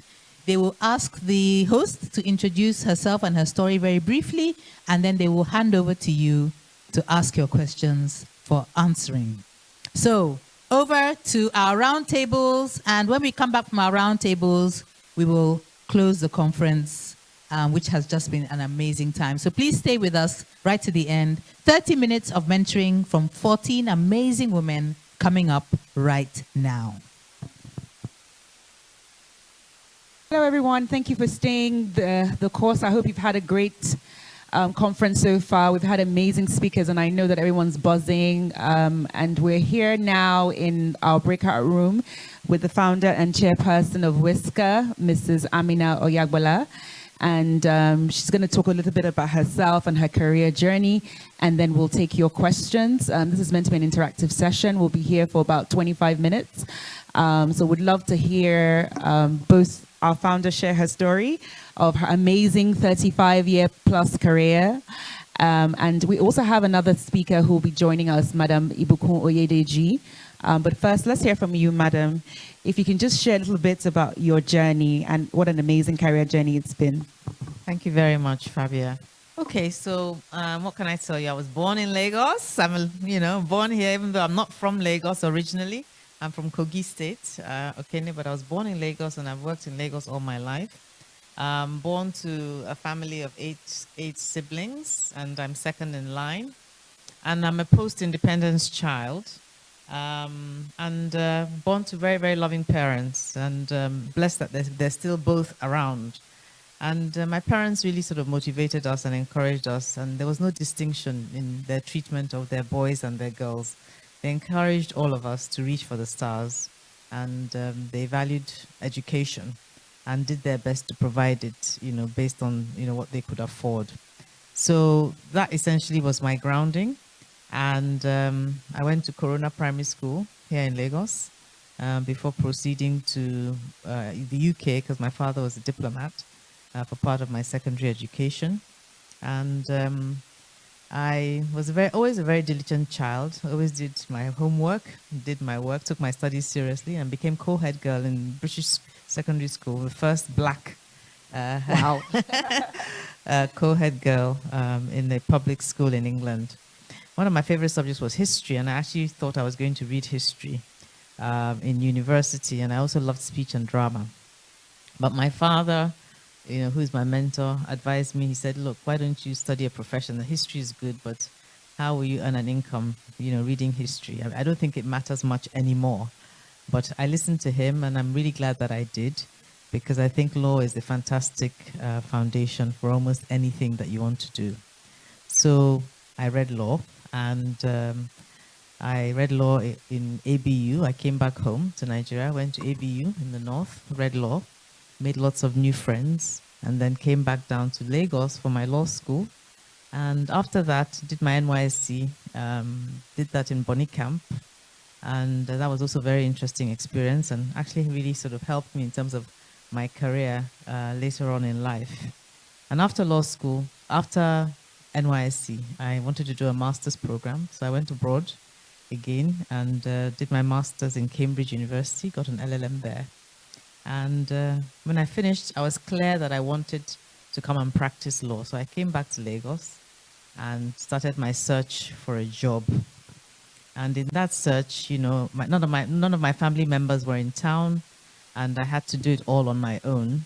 So in terms of looking for the job, I went back to, you know, the place where I knew they knew me, which was where I had done my court attachment. So I went to the chambers of Kehinde Shofola & Co., where I had done my court attachment. And he liked me, he believed in me, and felt that I had a lot to contribute. But unfortunately, he didn't have any space and could not employ me. So I was quite disappointed, but he was kind enough to ask. He said, look, where else would you like to work? He said, you're a very bright young lady, and I'm happy to give you a referral. And I said to him that I'd like to work for his rival. The two leading law firms at that time were Chief Kehinde Shofola's chambers and Chief William's chambers. So I said, oh, you'd like to work for Chief? No problem, I'll give you a note. And he started writing this note, and then suddenly paused and said, if I do a referral for you to Chief, he'll wonder why I'm not hiring you. I may not trust trust the referral. And so he now introduced me to a retired judge of the High Court, the late Justice Oluwa of blessed memory. And he didn't know who I was. And he just gave me a note to see him. And I went to see him, and he, you know, was happy based on the recommendation from Chief to make a recommendation for me to be given an opportunity for an interview in Chief William's chambers. So that was how I went there, and the rest, as they say, is history. I went through the interview, I got hired, and that's how I started work as a lawyer and junior counsel in chambers. And I loved it there, even though the remuneration was really, really poor, but I loved it there, and my aspiration was to become a senior advocate of Nigeria. And but then opportunity came knocking based on my abilities, based on my work. And that's one message I want to give to young professional women, that whatever you're doing, do it with all your heart, do it well, and deliver value, because you just don't know who's watching. So I handled a case which Chief Williams had been handling, one of the celebrated cases involving a former president, and it's the kind of case that Chief would normally handle by himself. But on this particular day, he had a clash in two courts. This matter was in the Federal High Court, and he was he had another matter in the High Court. And he said to me, because he had seen that I was diligent and, you know, very careful, meticulous, he said I should go and handle that case on his behalf. And I actually, you know, made the application in court and won the case, won the application, and came back to report. But unknown to me, the media was interested in the outcome of that case, and they reported on it, and my name got mentioned. And unknown to me, some people who were interested in setting up a new generation bank were also in court on that day, and they had observed what had happened and noted my name. And I was completely oblivious to that. I went back to work, and one day I'm sitting in my office and I get a phone call, someone asking me to come for an interview in a new generation bank, and I wasn't interested. Now, this is another turning point in my career, and that's why it's important to have mentors. So I had essentially just rejected it. I said, look, I'm not interested. Want to pursue my career as an advocate in chambers. And I spoke to my dad, and my dad said, look, you should never dismiss an opportunity. Always explore it, and the final decision is yours. You have the power to choose. So on that advice, I explored the opportunity. I went for the interview. I scaled the interview, and I was sitting in the office when my offer letter came, and they offered me a position of deputy manager in a new generation bank. And the compensation was unbelievable compared to what I was earning at the time. Just for you to have an idea, I was earning like 400 naira per month, and they offered me almost 100,000 naira for the year. So that was how I went into banking, and I was in the banking first of all in this new generation bank for about 6 years, and my career grew from being a deputy general manager, from being a deputy manager. My portfolio and responsibilities were increased. I, into corporate affairs, into personal management, just by being helpful, just by having a volunteering spirit. Anytime there was a task to be delivered and somebody needed help, I would offer to help. And in that process, I learned several things. I enhanced my skill sets, and I was able to deliver. And I grew over the 6-year period to become the group head management services, which was a very, very large portfolio. And through the process, the CEO also asked me to go and set up a new generation bank a second corporate branch of the bank in Ikeja. And that was how I went into core banking operations, again, which is something that I never contemplated because, my background was law, and I wasn't an accountant. I hadn't had any credit and marketing training.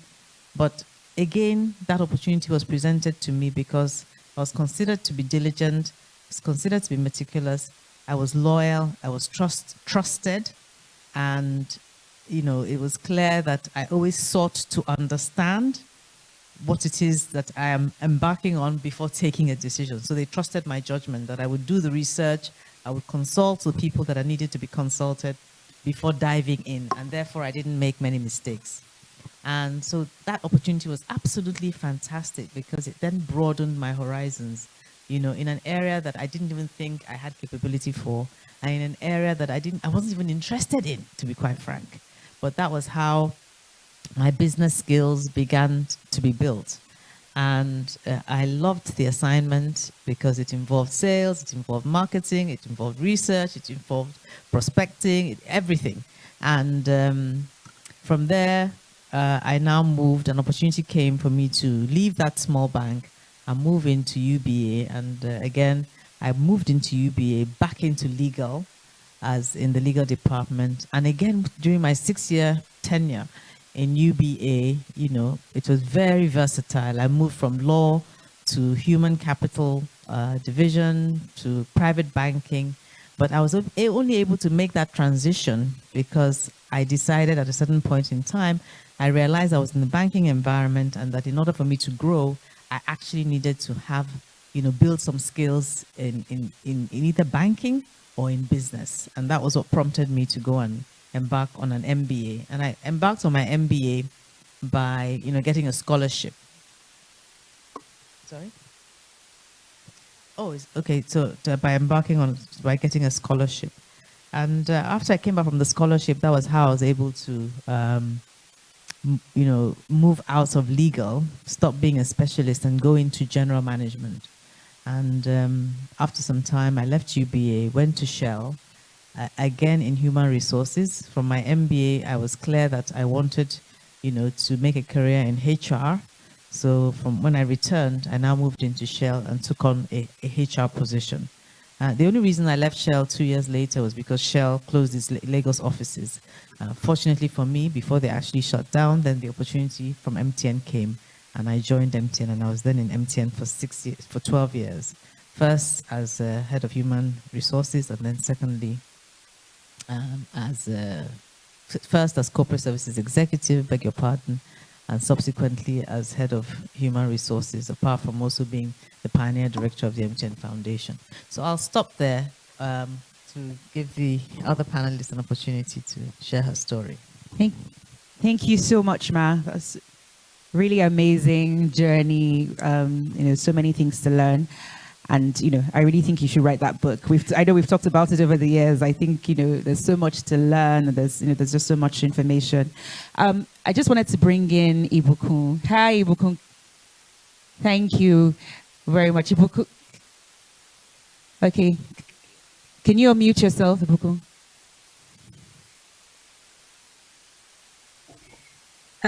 Good evening. Can you hear me? Yes, we can hear you now. Thank you. Thank you for staying there. I hope you've enjoyed the conference. Thank you for being here. And we just want to quickly segue right into you. So this is almost like intergenerational conversation. If you could just share a bit about your career. I know you've achieved so many amazing things in your sort of long but not so long career journey. Can you just introduce yourself and just share a bit about the challenges really that you faced in your journey so far? Carry on, please. Thank you. Thank you very much, Fabian. I have to say thank you to WISCAR for actually inviting me to share my story. I'll try to quickly run through my career and be brief about the journey, introducing myself, and probably focus more on the things I've learned along the journey. My name is Ibukun Oyedeji, like I said. My primary school education, I'm actually the last born of the 6 siblings, so I'm the baby within my siblings. My primary education was in Lagos, a lot of nursery and primary school in Festac. And interestingly, one of the things I say about to people is I had a very quick primary school education. So from playgroup, I did nursery 1, I didn't do nursery 2, I went to primary 1, I didn't do primary 2, I went to primary 3, 4, 5, and I was out of secondary school. So what that meant was that by the age of 9, I was in secondary school. I went to Federal Government Girls College, Abluma, for my secondary school, and obviously I had to do it. And so if you look at the average age of most of my classmates, they were 11, and then I was this little girl, 9 years old, that was in school. So I was really relatively still a baby. What that meant was I quickly needed to grow up to be able to interact and become independent with the people that were my classmates. I went through that, obviously through rough edges, learning from them, learning how to talk, learning what and what not to say. The maturity needed to come quickly. So by the time I left school in Abluma, and Abluma is in Port Harcourt, by the way, I grew up in Lagos, so that means I needed to go outside the state. And in those days when I was growing up, the federal government colleges were the places you wanted to be across the country, because they brought about the unity of the various parts of Nigeria, and also unity of the various class systems or class systems within the Nigerian economy or within Nigerian population. So after Abluma, I went to university. My university was University of Ibadan. I studied economics there, where one of the things I try to tell people, I didn't start off from getting into university wanting to come out with a 2-1. I just wanted to go to university and get a degree.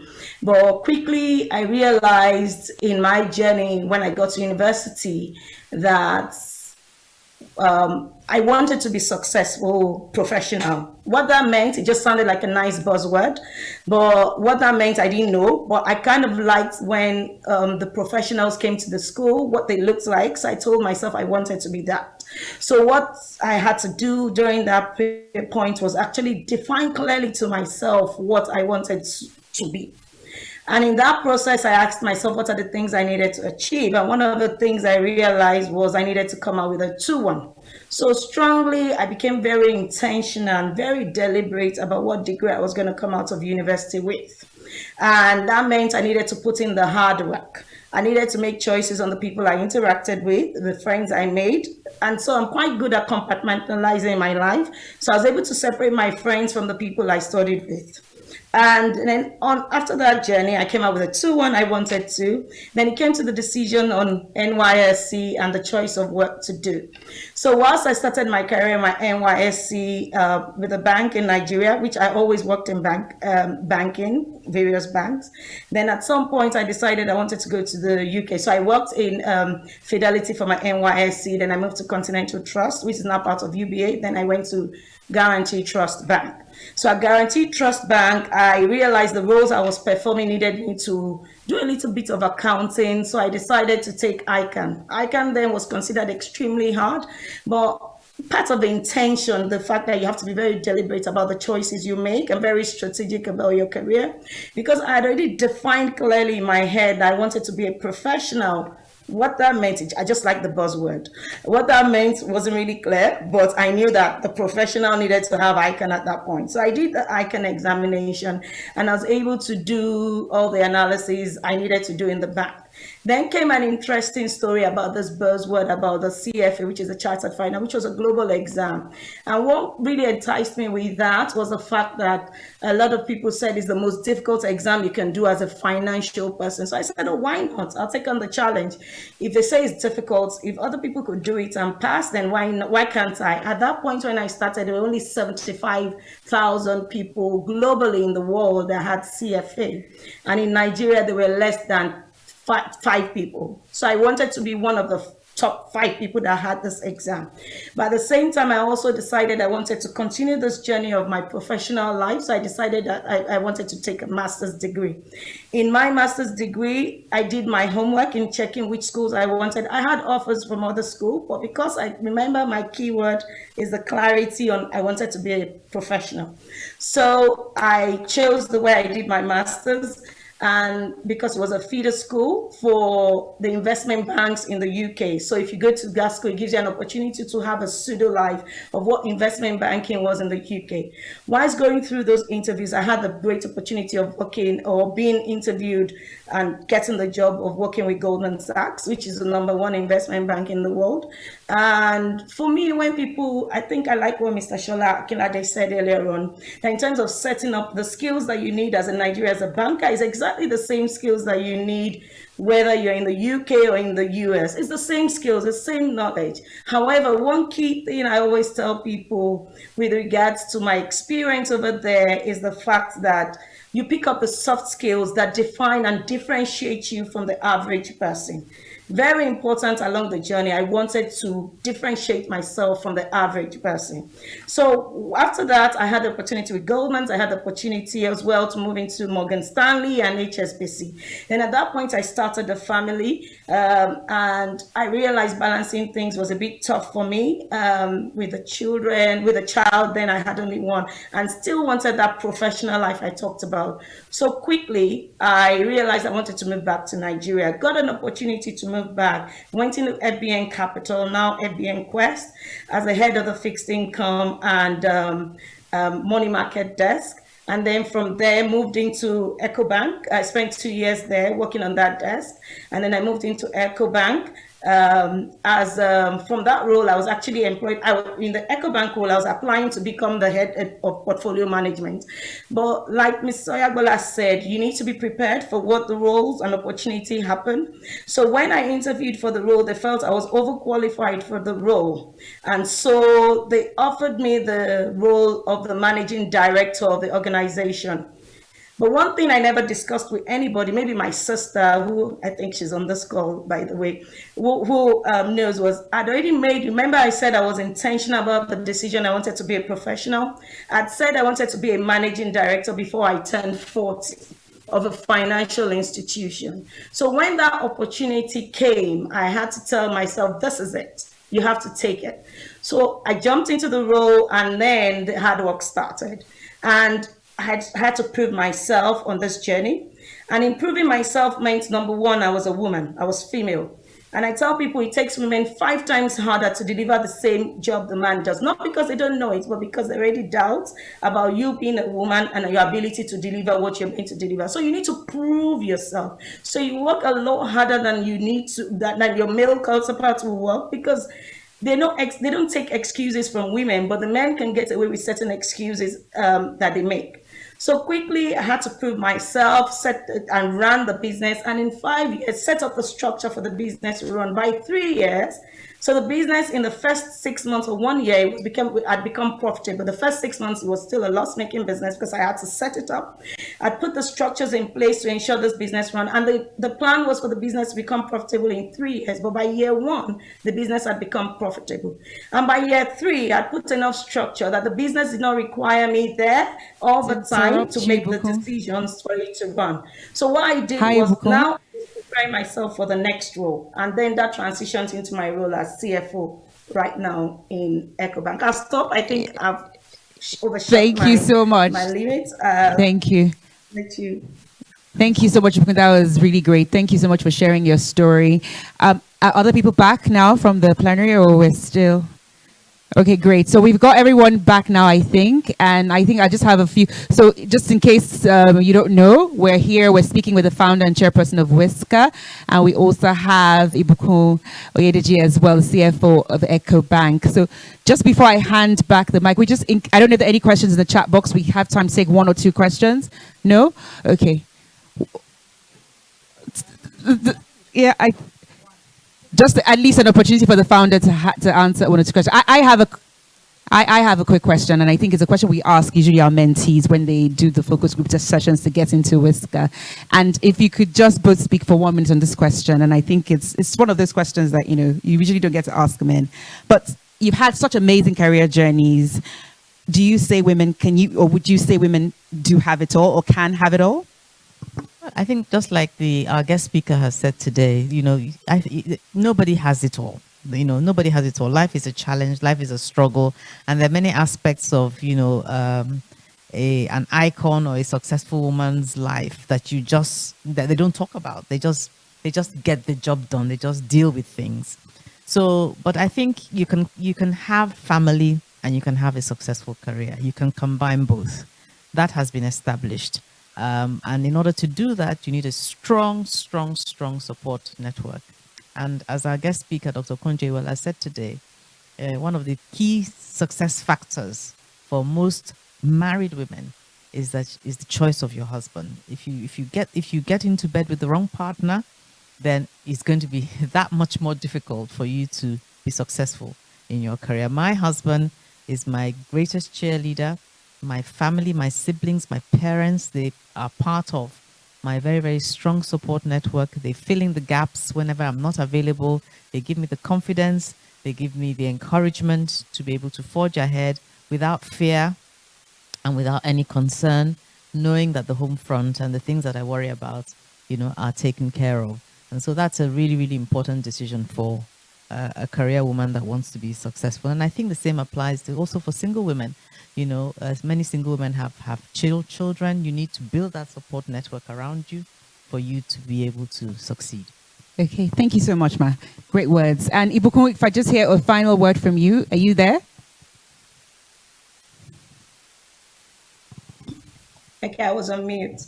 Okay, I just wanted to ask you, for you to, if you could just tell us, just from a youth perspective, having done so much, what is that future that you want? And if you could just say that in a minute, and I'll hand back to the MC. Okay. The future, I want to see Nigeria. I'll use statistics. If you look at the statistics of Nigeria, the median age of the Nigerian population is 19, and that means that the average age of the Nigerian is the millennial age. If you look at that age, in 30 years' time, it's considered that the population of Nigeria would be the combination of Nigeria right now and UK. So we're going to be about 267 million in population. And that means that 85% of our people are going to be the millennials and the Generation Alpha. Generation Alpha being millennials, Generation Z and Generation Alpha. So it's the future I want to see is these people begin to take the leadership position, and we in our state at this moment begin to lead them from behind, to guide and guard them on the decisions they need to make the Nigerian economy and Nigerian environment more attractive for not only the Nigerian population, but also the international as a whole. I believe Nigeria is the most populous country, Black nation in the world. We have the power and the voice to make a difference. And the moment we need to start is now. And in 30 years' time, we'll all be seeing the reward of the decisions we made now. Thank you.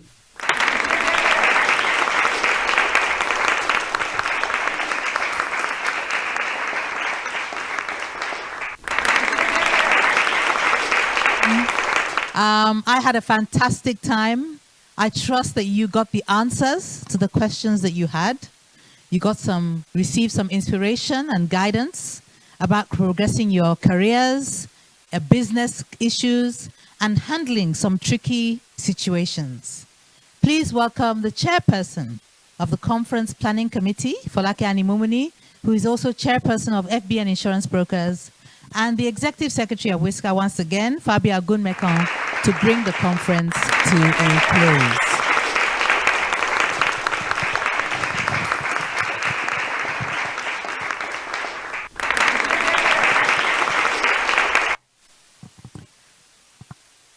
Thank you very much, Habiba. Ladies, this has been an amazing, amazing, amazing day. I've had a truly wonderful day. I hosted one of the roundtable sessions, and that was great as well. So thank you to all those who joined me in my particular room. And you know we're supposed to be meeting later on because we're having a strong connection after this. So you know yourselves. My job here is very simple. It's to say thank you. On behalf of the board and management of WISCAR, and all participants here today, I extend a very hearty vote of thanks. First to our distinguished keynote panelists, Mrs. Yewande Sadiku, Ms. Monica Musonda, Mr. Fred Swanika, Mr. Shola Akinlade, and our charismatic moderator, Ms. Kadre Ahmed. I know they've been thanked already, but I want to say that I'm sure they left us all charged and ready to forge ahead towards concrete actions in realizing the Nigeria of our dreams. So thank you all for being here and for inspiring us. We know that our distinguished keynote speaker has left and our distinguished WISCAR awardee, Dr. Ngozi Okonjo-Iweala, but we know that this is also being recorded, so it will go to her.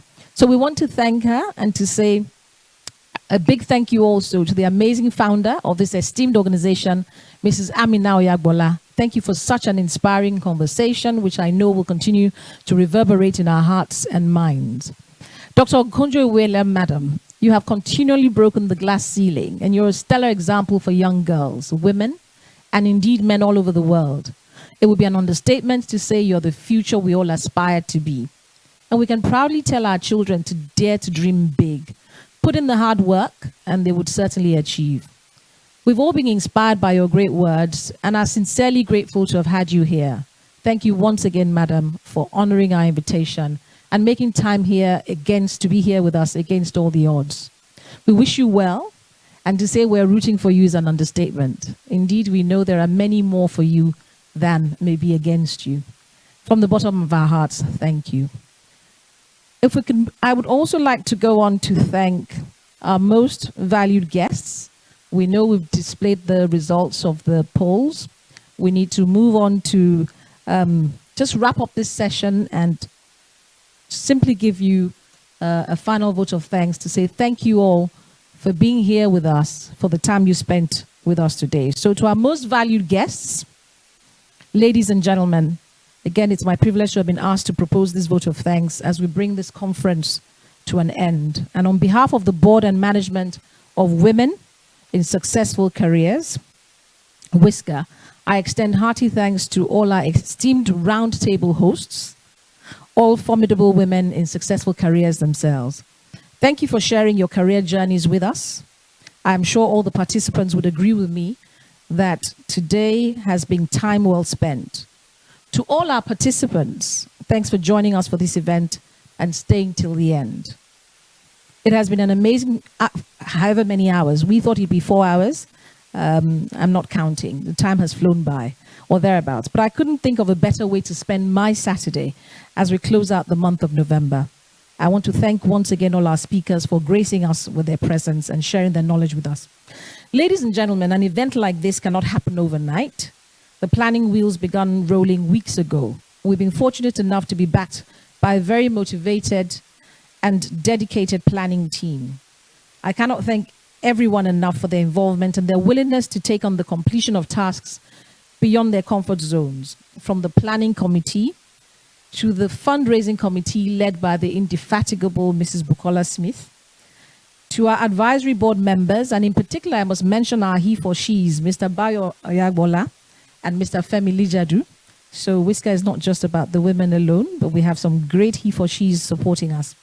And last but not the least, to say a big thank you to our sponsors, without whom this event would not have been made possible. Thank you all for joining the race to achieving a truly gender equal world. I'm going to hand over to the formidable, amazing Executive Secretary, Fabia Ogunmekong, to acknowledge our 2020 donors and to briefly introduce our 12th stream of incoming mentees. Fabia, over to you. Thank you so much, Pam, and such an honor to serve beside you. as Executive Secretary to your chair of this planning committee for this conference. I hope that everyone has had and derived joy from spending the last 1.5 hours with us.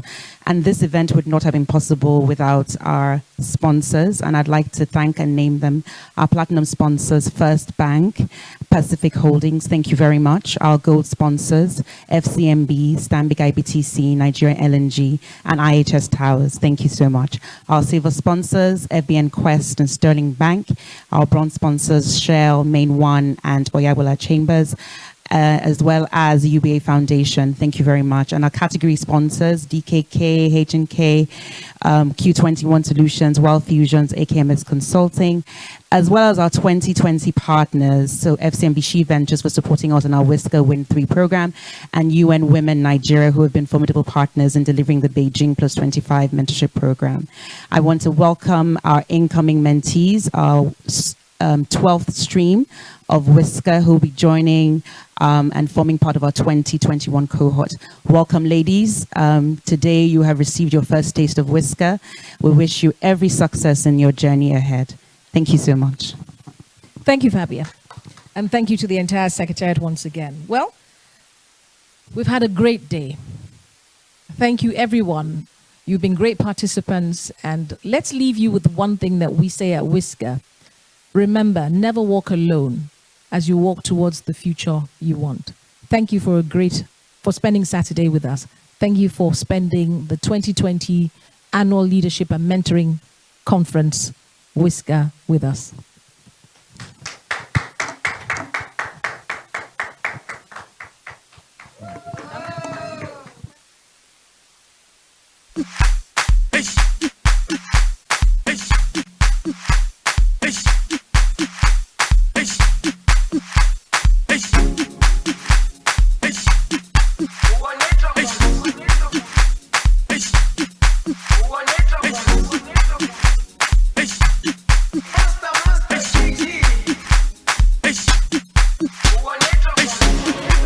Jerusalema ikayalami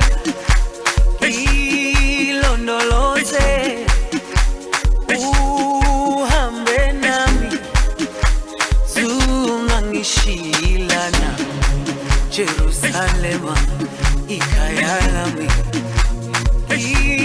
ilondoloze uhambe nami zungangishilana dawo yami ayikholana buso wami awukholana ilondoloze zuhambe nami dawo yami ayikholana buso wami awukholana ilondoloze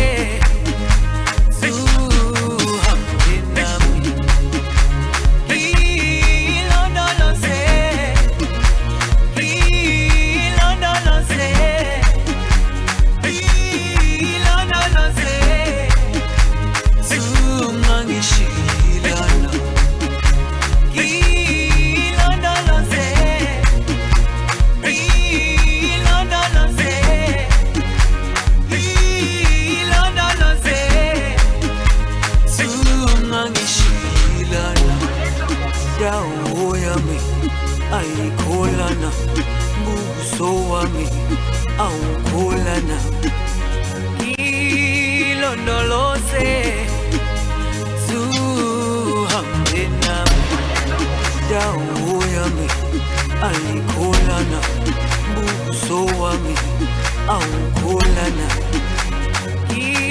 ilondoloze, zuhambe nami, ilondoloze,